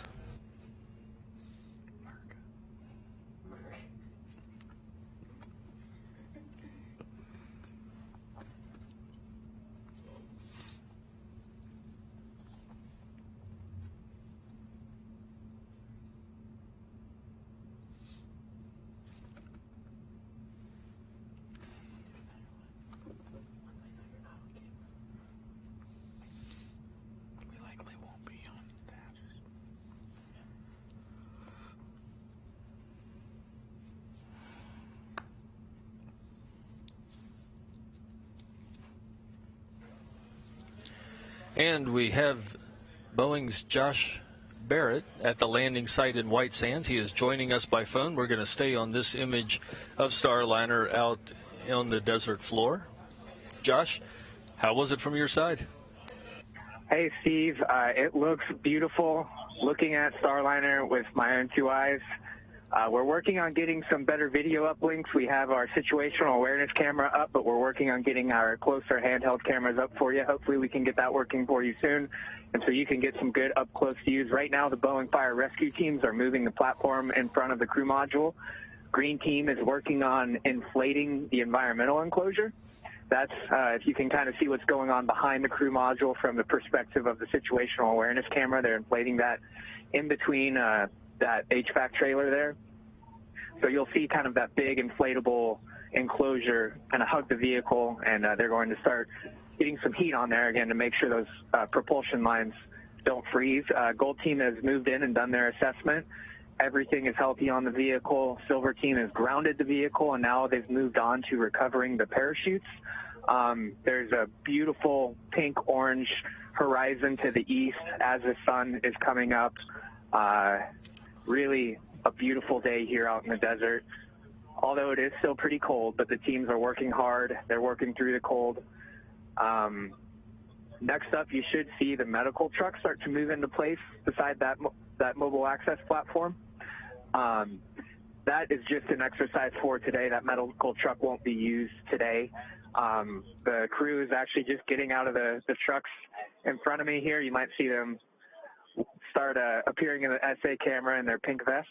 But really, just overall a great morning. This team is executing exactly what they have trained for over and over and over again. Hopefully we can get some better views as our camera guys move in a little closer. We're trying to reestablish a microwave link to our satellite feed.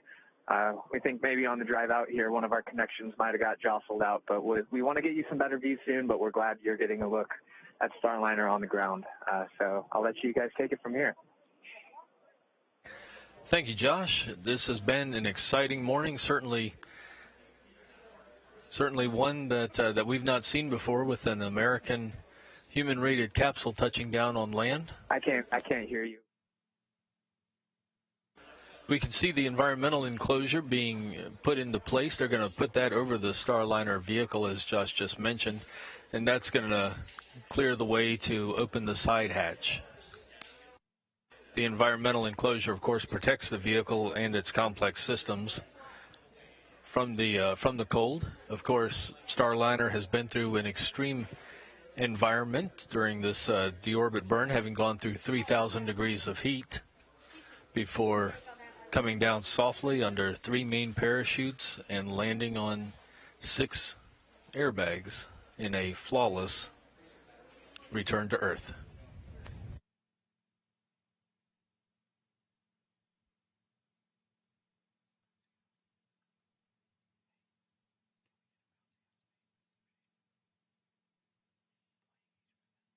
Steve, while we wait for hear back more from the landing team, tell us a little bit about how Starliner gets back to Florida. What is that journey like? Well, they'll move. They'll basically, after they get Starliner safe on the ground, they will put it on a truck inside a crate that'll control the environment around it, and then it's a simple drive from White Sands, New Mexico, to Cape Canaveral, Florida, to Kennedy Space Center. Sure, that sounds simple. Where the engineers will pour through it and ultimately refurbish it, and we're going to fly it again. We are not only using these capsules one time. Each of these capsules is designed for 10 times to go in space. Look forward to seeing this one land on its 10th time then. And it sounds like we have Josh ready again to give us another update. Josh, can you hear us? Hey, Brandy. Yes, I'm still here. You can see the green team has just got that environmental enclosure in place. So now the red team will continue backing up that mobile access platform right up to the hatch.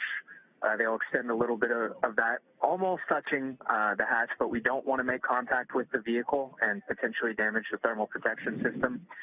Because as you guys just mentioned, this vehicle will be reused. That thermal protection system needs to be maintain integrity. We will replace the forward heat shield and the base heat shield. Actually, the forward heat shield landed probably about 600 feet away from the capsule. I'm looking at it right now. It landed on its nose. Hasn't found the base heat shield yet, but I'm sure it's around here somewhere. The crew, you can see that's the astronaut crew in their pink vests. Now, you might not have heard me talk about Pink Team. Pink Team is just kind of the observers. They don't have an operational role, but they are in brightly colored pink vests just to make sure, they're visible, and the operational teams kind of avoid them, or they avoid the operational teams and don't get in the way of the operation. But again, that environmental enclosure, they're just kind of adjusting it a little bit right now to give red team to the hatch. There you see the mobile access platform backing ever so slowly. They're being very careful not to damage that thermal protection system. Josh, have you had a chance to talk with any of the astronauts, get any of their thoughts on watching the landing? I have not. They got out of the car and walked straight up to the vehicle while we're trying to get this video link back up for you guys, but I will be sure to grab them as soon as I can. Understandable if they want to hurry over. Yeah, I know Josh is back in Houston watching, and Sunny's here, and I'm sure she's extremely pleased seeing her ride back on Earth safely, executing a pretty flawless landing. 2 drogues, 3 main parachutes, 6 airbags. That's what we want to see every time. And Josh, how does this look compared to what we saw after the pad abort test? So I was honestly expecting a little bit of a kind of thermal scorch marks almost on the vehicle, but it looks almost as good as the day it left the factory in Florida. It was, even all of the logos, the NASA logo, the Boeing logos, kind of the hash marks we have around the top where the forward heat shield meets the vehicle, those are all 100% perfectly intact. Now you can see the medical trucks starting to back up. So we actually custom designed those medical trucks. Those were surplus Army 5-ton trucks. And we kind of outfitted it with that platform you might be able to see on the back of the truck, and the interior was completely refitted to be a pretty state-of-the-art field medical facility. So once again, when the astronauts come out of the hatch, they're going straight into that medical truck just to make sure that they're healthy after spending an extended time in orbit.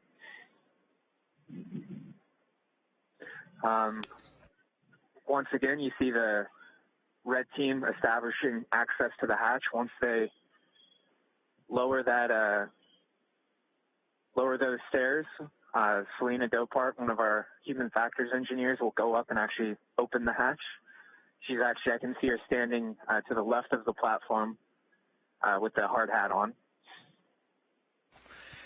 And Josh, I know just like, tell us a little bit about some of the practice stuff. This is what I'm getting at is just like the flight control team does simulations, just like the launch team does simulations, the landing team has walked through this a number of times out in White Sands, correct? Yeah, they have done it about 4 or 5 times as a full team, and that's 4 or 5 separate times when the whole, the fire rescue teams come from Charleston, Seattle, a lot of the major, California, a lot of the major Boeing facilities across the country, and then the Starliner program teams come from Houston and Florida mostly. So they have taken, over the past couple of years, 4 or 5 times, they all come together and run through these exercises, and then individually each team kind of practices their routines multiple times throughout the year, make sure everyone stays fresh, knows exactly what they're doing. Pretty delicate operation. And, there's some very time-critical elements to it, especially when we get crew on board. This time, since it's the first time the team is actually doing it for real, we're taking our time. There's not crew inside, but we do have a requirement to get crew out of the vehicle an hour after touchdown. But this time, the vehicle landed and powered itself off. And so that kind of gave the team plenty of time to make sure that they're doing this right. They're doing it deliberately and intentionally. And, really the biggest time-critical thing was getting that environmental enclosure over the vehicle and heating it up a little bit in this kind of frigid desert air. And Josh, we do have a report that goes along with your no scorch marks observation there. The re-entry cabin heating was a notably lower change in temperatures, which indicates a better than expected performance of the re-entry system. That's really good news, and I think this is it sounds like it's going to make it an easier refurbishment operation. You're the one who is out there in Florida all the time with the factory and with the refurbishment. Does that make sense to you? Yeah, I actually, it'll be really great to see this vehicle back in Florida, because right now we have our other two spacecraft. The paddleboard vehicle is in the factory, as well as the crew flight test vehicle. And, back when I first joined the program about 2 years ago, it was really awesome seeing 3 vehicles in flow. So when this comes back to Florida and they start processing it for Sunny and Josh's flight, plus the 2 international astronauts that are assigned to the vehicle, it'll be nice to see. It'll be kind of like getting the family back together. I bet a lot of people are going to be excited to see it back in Florida. Yeah, that's right. And, in the meantime, while we test and process and refurbish this vehicle for the next flight, the crew flight test vehicle is going through kind of final processing right now. The paddleboard vehicle, we actually will not fly that to space, but we will keep it around just in case we need any spare parts from it. So that we'll have that in Florida as well for a while. But that was really cool seeing it come back. If you watched the paddleboard test, you might have seen all the signatures from everyone who worked so hard on it. We couldn't sign this vehicle. Again, the thermal protection system kind of inhibited us from putting Sharpie marker on it, but still a beautiful vehicle. It's kind of a shame the environmental enclosures covered it up right now, but again, we're just doing that to make sure the vehicle stays safe and healthy so we can use it again. And Josh, we want you to stand by. We want to go to Tori Wills-Pedrati, who's one of the engineers who worked with this heat shield. And Tori, you've heard Josh's description of the spacecraft. Light scorch marks, nothing. It looks a lot like the way it did when it went into space. What does that tell you?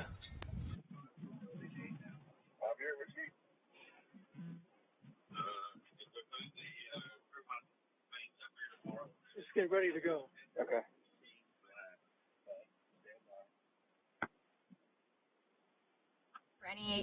Anything during landing and reentry, but seeing it and hearing that the inside of the vehicle was even better than we expected just is such a great feeling to know that we not only did our job, but better than we hoped it would perform. So that's really, really good to hear, and I think that puts a lot of confidence in these systems going forward. Tori, I think we lost the first part of your question. Can we get you to run back over it? Yeah, of course.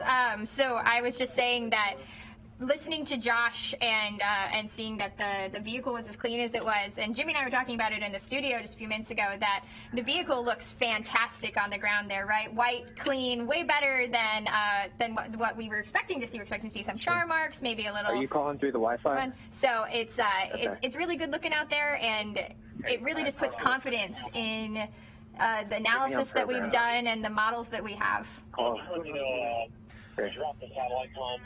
Jim, does this look the way that you expected it to? It looked better than I expected it to. So I was really thinking that we were going to see at least a little bit of scorching right around where the shoulder comes up onto the vehicle, but those tiles are in all of the right places and they look just like they did when they left the factory. So that is a phenomenal thing to see. Hey, we got it. Thank you, Tori. And Jim, you're seeing seeing all this. You're seeing what the crew's going to see. How's this going? What are you thinking right now? So for the crew involvement, one, the vehicle looking the way it does means good things for them coming back, but it also means good things for the parts on the inside of the spacecraft they're going to reuse as well. So we are going to reuse things like the tablets that we're using to do the crew procedures, and also using for some of their training while they're up on orbit. Things of that nature that are inside of the spacecraft that are going to be coming back as well are going to be reused on later flights. So that's a good thing, seeing the vehicle the way it is. And we are seeing really good imagery now of the team coming out. Josh, do we still have you out there in White Sands? again, Starliner engineer Selena Dopart working on opening the hatch. So right now she's got a couple of different tools. So the hatch seals itself, it's actually a little difficult to open. It's kind of like two suction cups stuck together. And so she's working on what's called burping the seal. So she's kind of opening up a valve to allow a little bit of air into the seal, and hopefully that'll just give her enough give to get that hatch open. She's already kind of cranked the latch to unhook it, so she's again working on burping the seal right now. If that doesn't quite work, there's another release valve that she'll kind of use to pop the seal. And that's if they start working on something kind of in the middle of the hatch, that's what they'll be working on. It looks like that might be what they're doing right now. Yeah, you look great, man. You're probably going to be on you for a while. She's still working on that lower valve.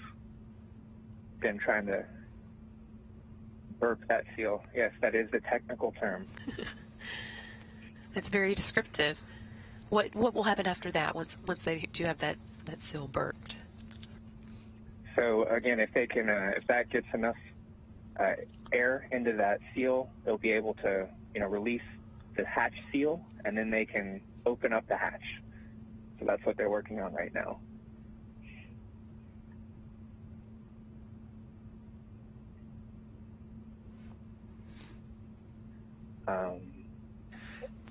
We're getting really good views right over the shoulder, so these are great, Josh. Yeah, I wish we got it a little earlier, because the fire rescue team, when they're putting that platform into place, I mean, they work together so well. Hearing kind of their calls as they orchestrate the operation is really fun to watch there. We got to see that and the well. environmental enclosure go on, just not from quite this close. Hopefully for later flights, we'll get all this live. And getting a TV signal out of a remote landing site in the desert presents its own set of technical challenges, but I'm glad we're getting this view right now. Again, this is opening up the hatch. And Josh, we do have confirmation that it appears they've relieved the pressure on the seal. Looks like they're getting close to pulling it open here.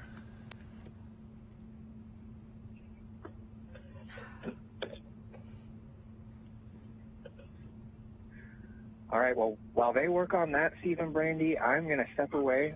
We are going to go find the crew members and hear from them, from their perspective of how that went, and we'll get them on camera for you guys here momentarily. We'll stand by. Thank you. And since we are just hitting the top of the hour, I wanted to remind everybody that in about an hour at 9 a.m. Central is our target time. We are planning to have our post-landing news conference. That's going to feature NASA Administrator Jim Bridenstine, Boeing's Senior Vice President of Space and Launch, Jim Chilton, and NASA's Deputy Director of the Commercial Crew Program, Steve Stitch. They'll be joining us at 9 a.m. Central Time for a post-landing news conference. Media who want to participate in that can call the Johnson Space Center newsroom at 281-483-5111.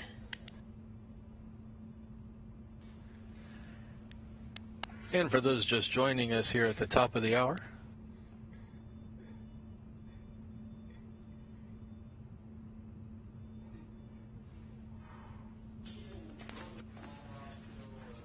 and we do have views now. The hatch is open. Starliner's OFT hatch is open.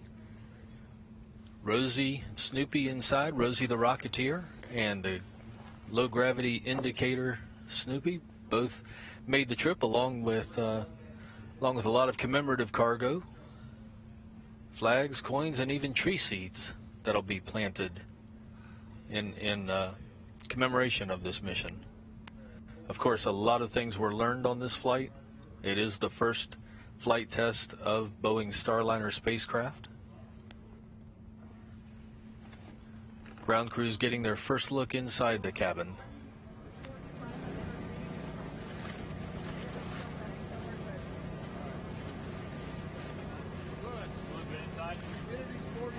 And the frame that you saw pushed pushed into place there in the hatch is actually a cover for those same seals that they were just relieving the pressure on before they could open the hatch.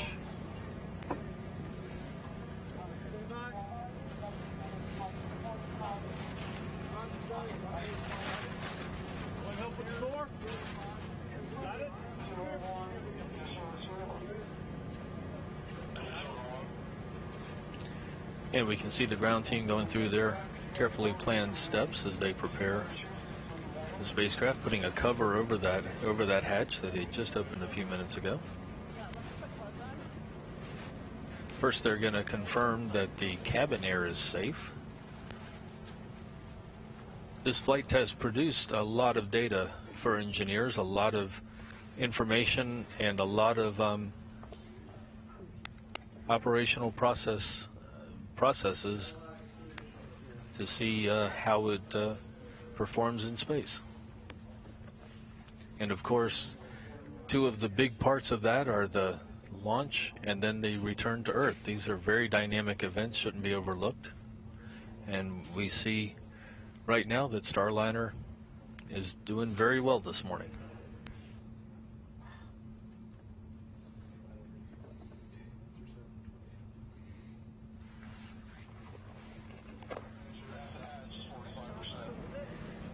And we have our first landing recovery team engineer about to go inside the Starliner vehicle. Selena Dopart.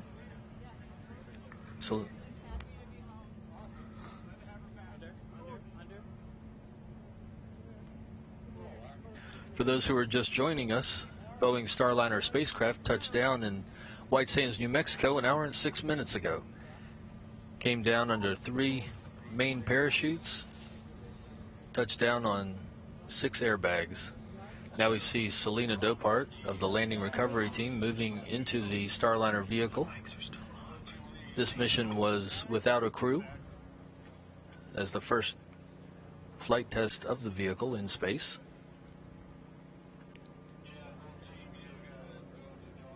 But we do have Rosie the Rocketeer in the commander's seat, an anthropometric test device, gathering all sorts of data. She's outfitted with all kinds of instruments that's going to tell us exactly what the crew can expect. Early indications are the crew can expect a really good ride down.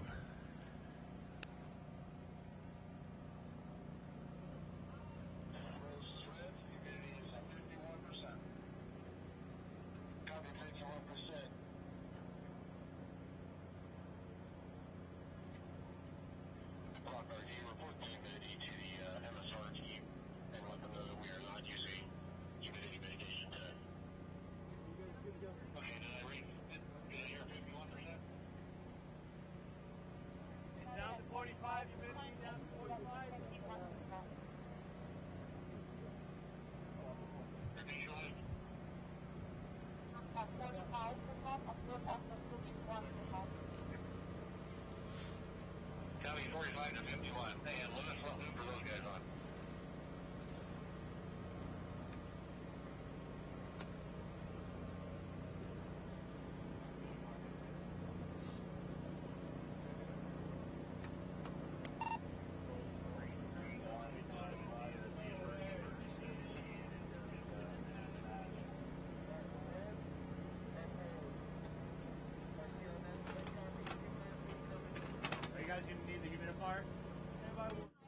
Baby, set it up. Where's it at? It's in my car. The techs know where it is.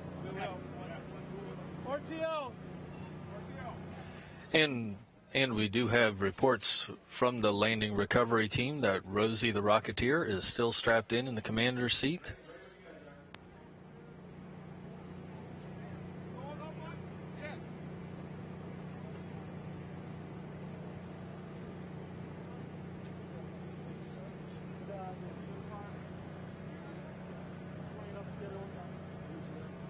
It's in her vehicle. The techs, you know where it's at.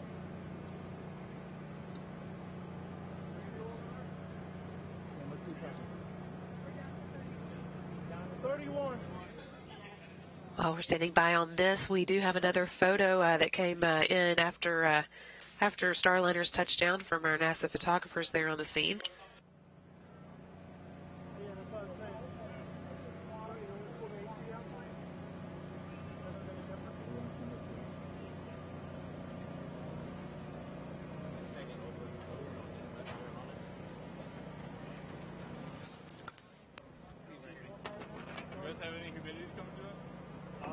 tomorrow what comes out of it. We can't do anything to it. So I can't change it. Yes, sir. When we're done with it, just blow on too dry. Sorry, slight delay there, but there's that photo I was promising. This again taken by the NASA photographers on the scene, and there's the one that we got from Starliner just after it landed at 5:58 a.m. Mountain Time, 6:58 a.m. Central Time. You can see that is right at landing because of the position of the parachutes. Those photographs coming in from Aubrey Gimignani, a NASA photographer there on the scene. It really was a great view this morning as Starliner touched down about an hour and 10 minutes ago. Now we're back to live imagery of the landing recovery team as they look in on the hatch. They are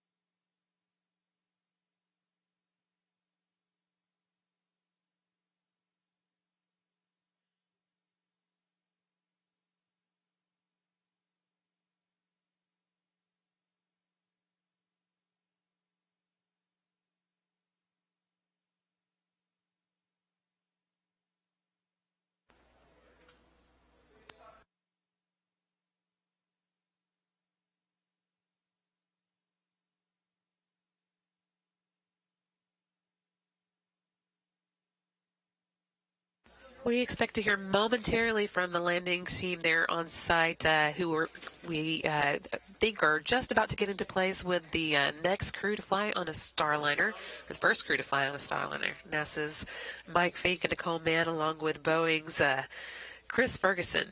We expect to hear from them just momentarily. I think they're still getting into place, but we're going to hold on and hope to get some words from them soon.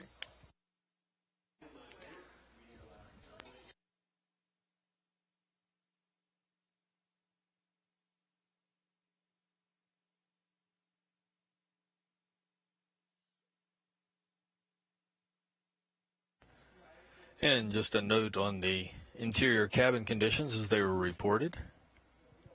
The inside humidity was 51%, temperature internally around 54 degrees. So this spacecraft handled very, very well. In fact, better performance than was anticipated.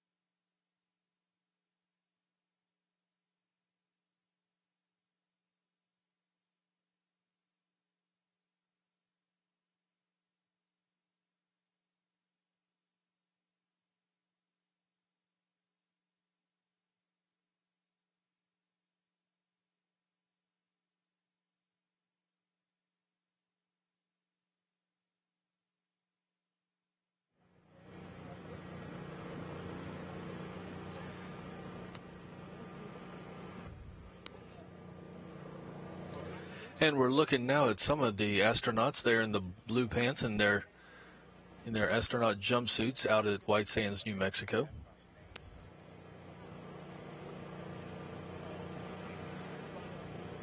They flew out to New Mexico to follow Starliner's return to Earth.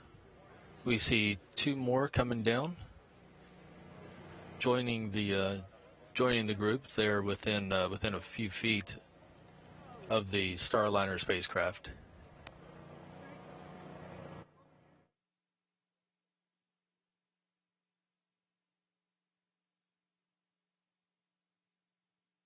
So right now we're looking at the astronauts as they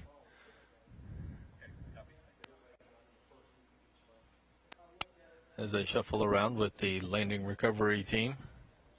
There's a lot of activity out by that capsule.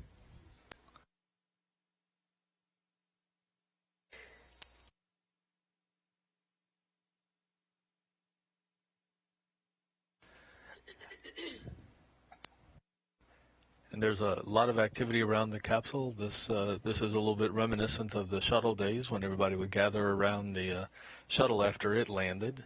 And, of course, you have crews come in with the Soyuz landing in Kazakhstan. Yeah, this is a little less remote than the shuttle, but a little more remote, or not quite as remote as the Kazakhstan landing. Still, it does start to look familiar, and it looks like we may be getting close to having the crew ready to talk with us. In fact, I'm going to toss it right on to Dan Hewitt, who is in the field. How are you doing, Dan?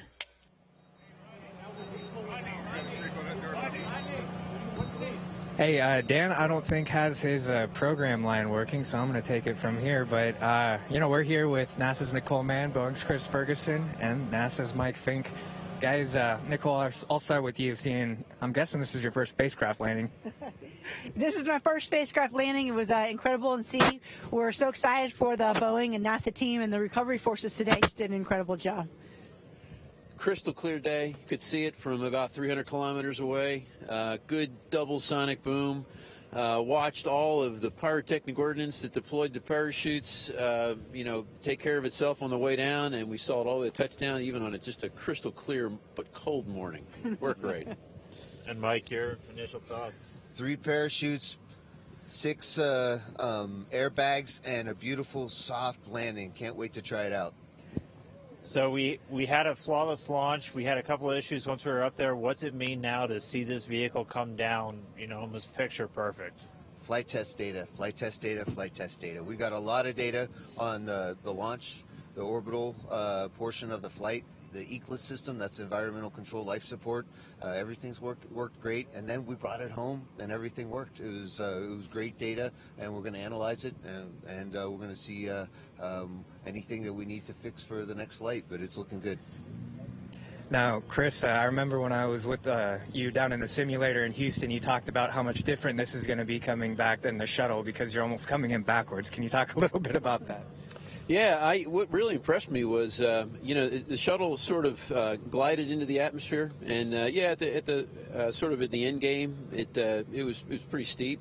This was really steep, so it almost looked like it was going to overshoot the landing site, and at the last minute, gravity sort of took over, and it pretty much came straight on down. So I was a little curious about the boom. We got a nice double boom out of it. I wouldn't say it was real loud, but other than that, being able to just watch the entire sequence from the ground on down was just fantastic. I heard our radar team picked up lock right over the mountains as it was mountain rise, which is great. I heard that the WB-57 with reconnaissance and telemetry data picked up a lot as well. So we're going to have a lot to look at. I think really clean landing. Now, the reason we took a little bit to get you guys over here, we had to go get you away from that base heat shield. You were examining that, Nicole, seeing the crew module and the heat shields around here, what did it look like seeing the hardware on the ground to you? It was amazing to me. I couldn't imagine that it had just come through the atmosphere at incredible temperatures. It looked like it was in great shape. You could see when it impacted the ground that it had a little damage. But other than that, it really looked uniform, and it was really in great shape. I think we're going to get a lot of great data from recovering those. Well, I know it's pretty cold out here. We might let you guys bundle back up and toss it back to you guys, Brandy and Steve, out in Houston. And I want to bundle back up, too. It's freezing. Thanks so much, Josh, and great to see the crew out there. And as you can see, we are now joined by Flight Director Richard Jones coming off a great landing. Welcome, Richard. Thank you so much. Thanks so much for joining us. How does it feel to have gotten to this point? Oh, it's a relief. But excitement at the same time.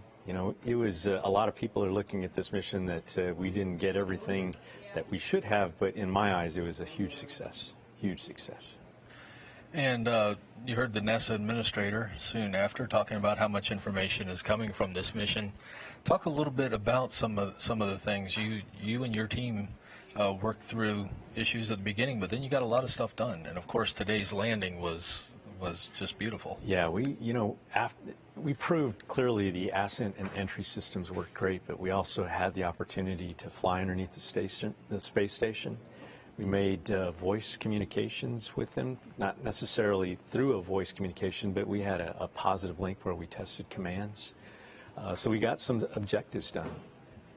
Talk a little bit about your team. You don't do all this by yourself. No, none of us do all this by ourselves. No, I am definitely a part of one of the most exceptional teams that I've been a part of.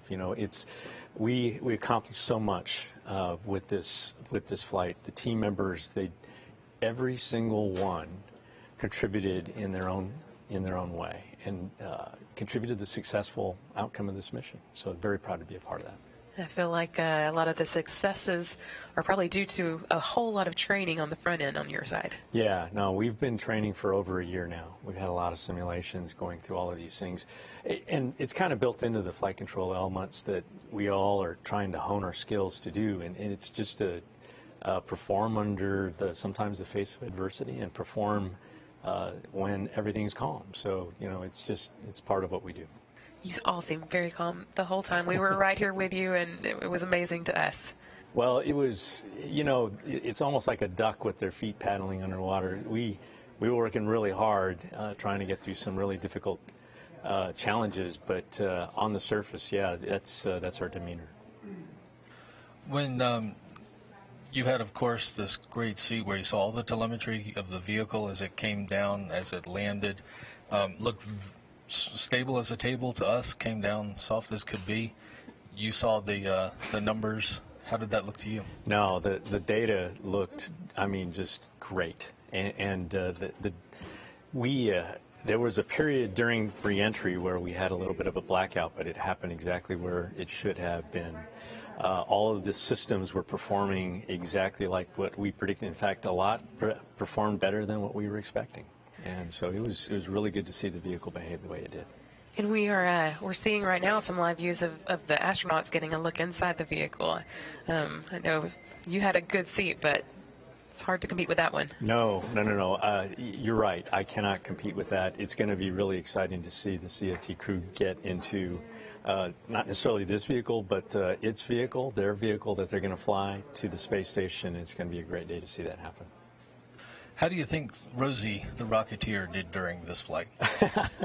I'm sure she did just fine.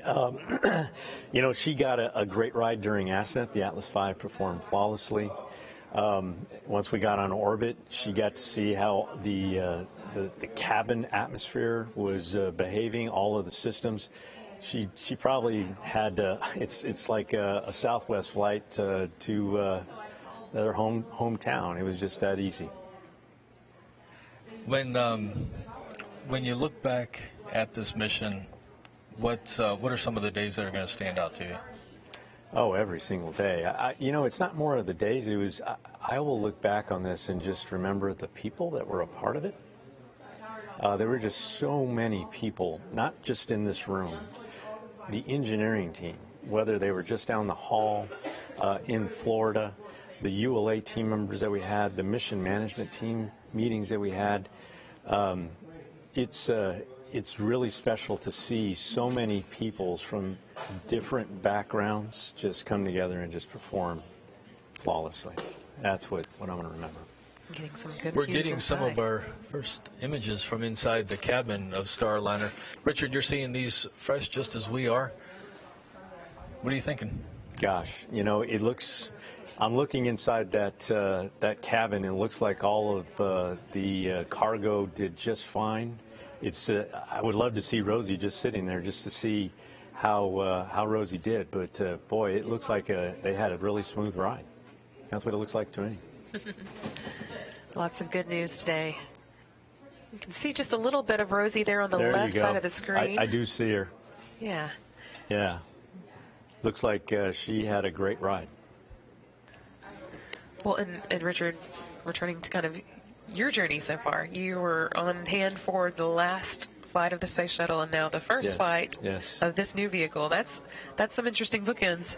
It is, and being a part of STS-135, shutting down the shuttle program with that mission, it was very special. It was very emotional.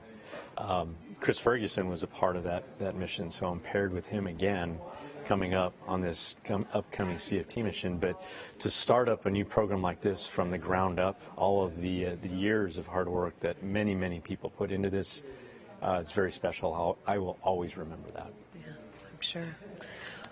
What would you say that this team needs to do and get ready for between now and the next mission? What we need to do is we need to look at the data, right? We're going to grab all the data that we collected during this flight, break it down, look where things can be improved, look where things don't need to be improved, because there's a lot of areas that fall into both of those categories, and really look at it with the eye in terms of what really has to happen in terms of changing before we go fly CFT.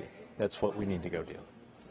Well, Richard, thank you so much for joining us. I really appreciate it. I think actually we are now going to go back to the field and hear from Sonny Williams, who's going to be on this capsule next time. That's great news.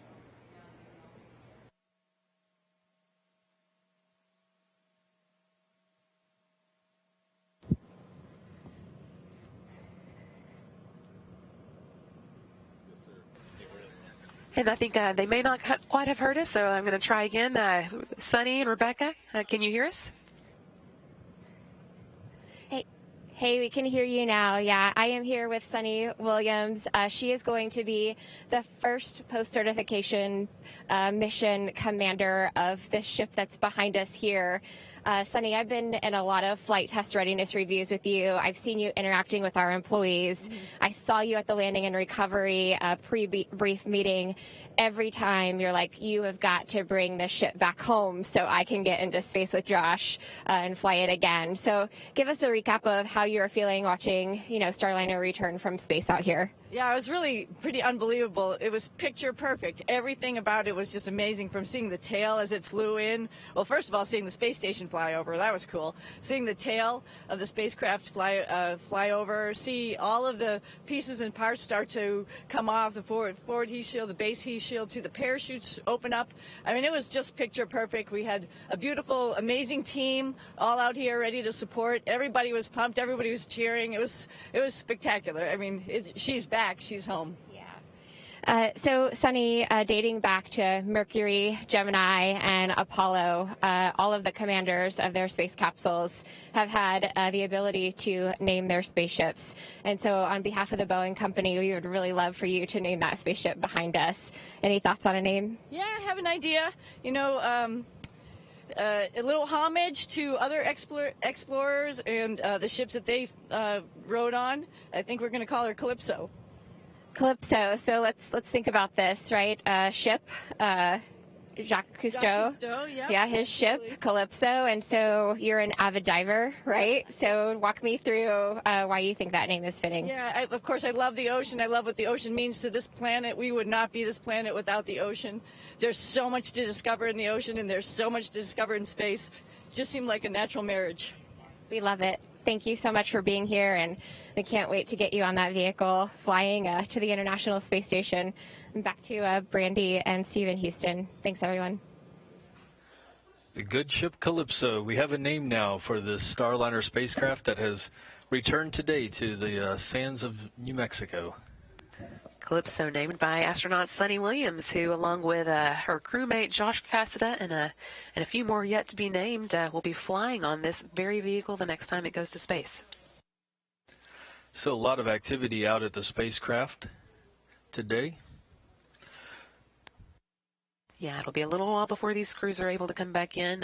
One more reminder, though, we do have that 9 a.m. Central Time post-landing news conference coming up. That's a little over half an hour away. You'll get a chance to hear from NASA Administrator Jim Bridenstine, Jim Chilton, who's the Senior Vice President of Space and Launch for Boeing, and our Commercial Crew Deputy Director, Steve Stitch. Again, 9 a.m. Central Time here on NASA TV.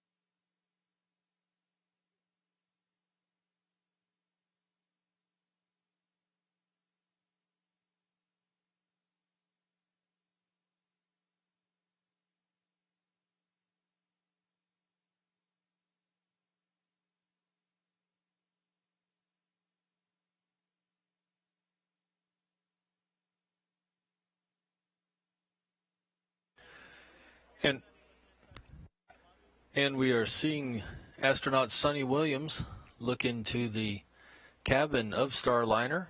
That is her ship next. That is the good ship Calypso, named by NASA astronaut Sunny Williams, who will command it on its first operational mission to the International Space Station. Of course, before she does that, there'll be the crewed flight test. That'll be with NASA's Chris Ferguson, Boeing's Chris Ferguson, apologies, and NASA's Mike Fink and Nicole Mann. All there on hand, taking a look at the vehicle, and all very eager to see the next Starliner in space.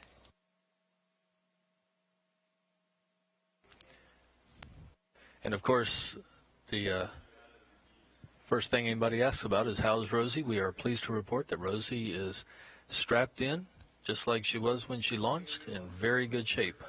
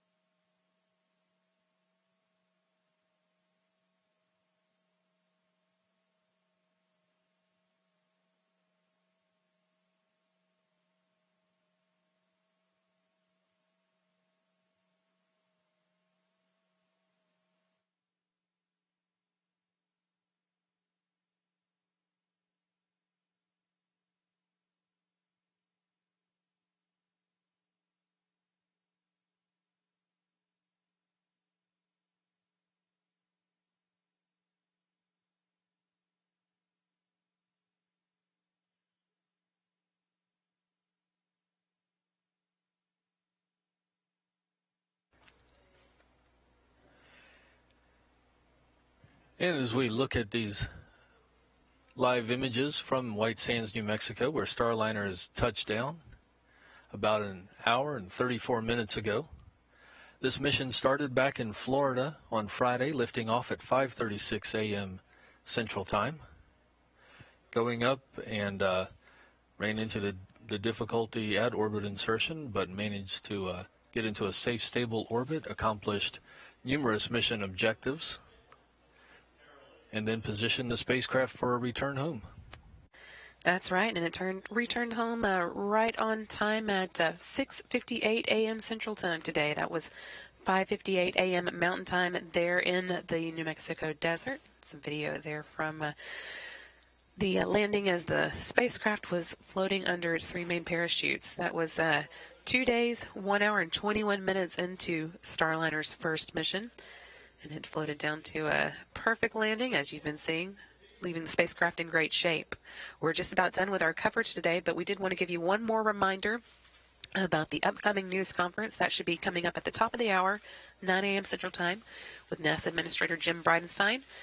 Senior VP of Space and Launch for Boeing, Jim Chilton, and NASA's Commercial Crew Deputy Director, Steve Stitch. Again, that will be taking place at 9 a.m. Central Time here from the Johnson Space Center in Houston. Media who would like to participate can call Johnson Space Center's newsroom at 281-483-5111. So at the conclusion of this first flight test of Starliner, thank you for joining us this morning. I'm Steve Seisloff from Boeing Communications. I'm Brandy Dean from NASA Public Affairs. We'll see you next time.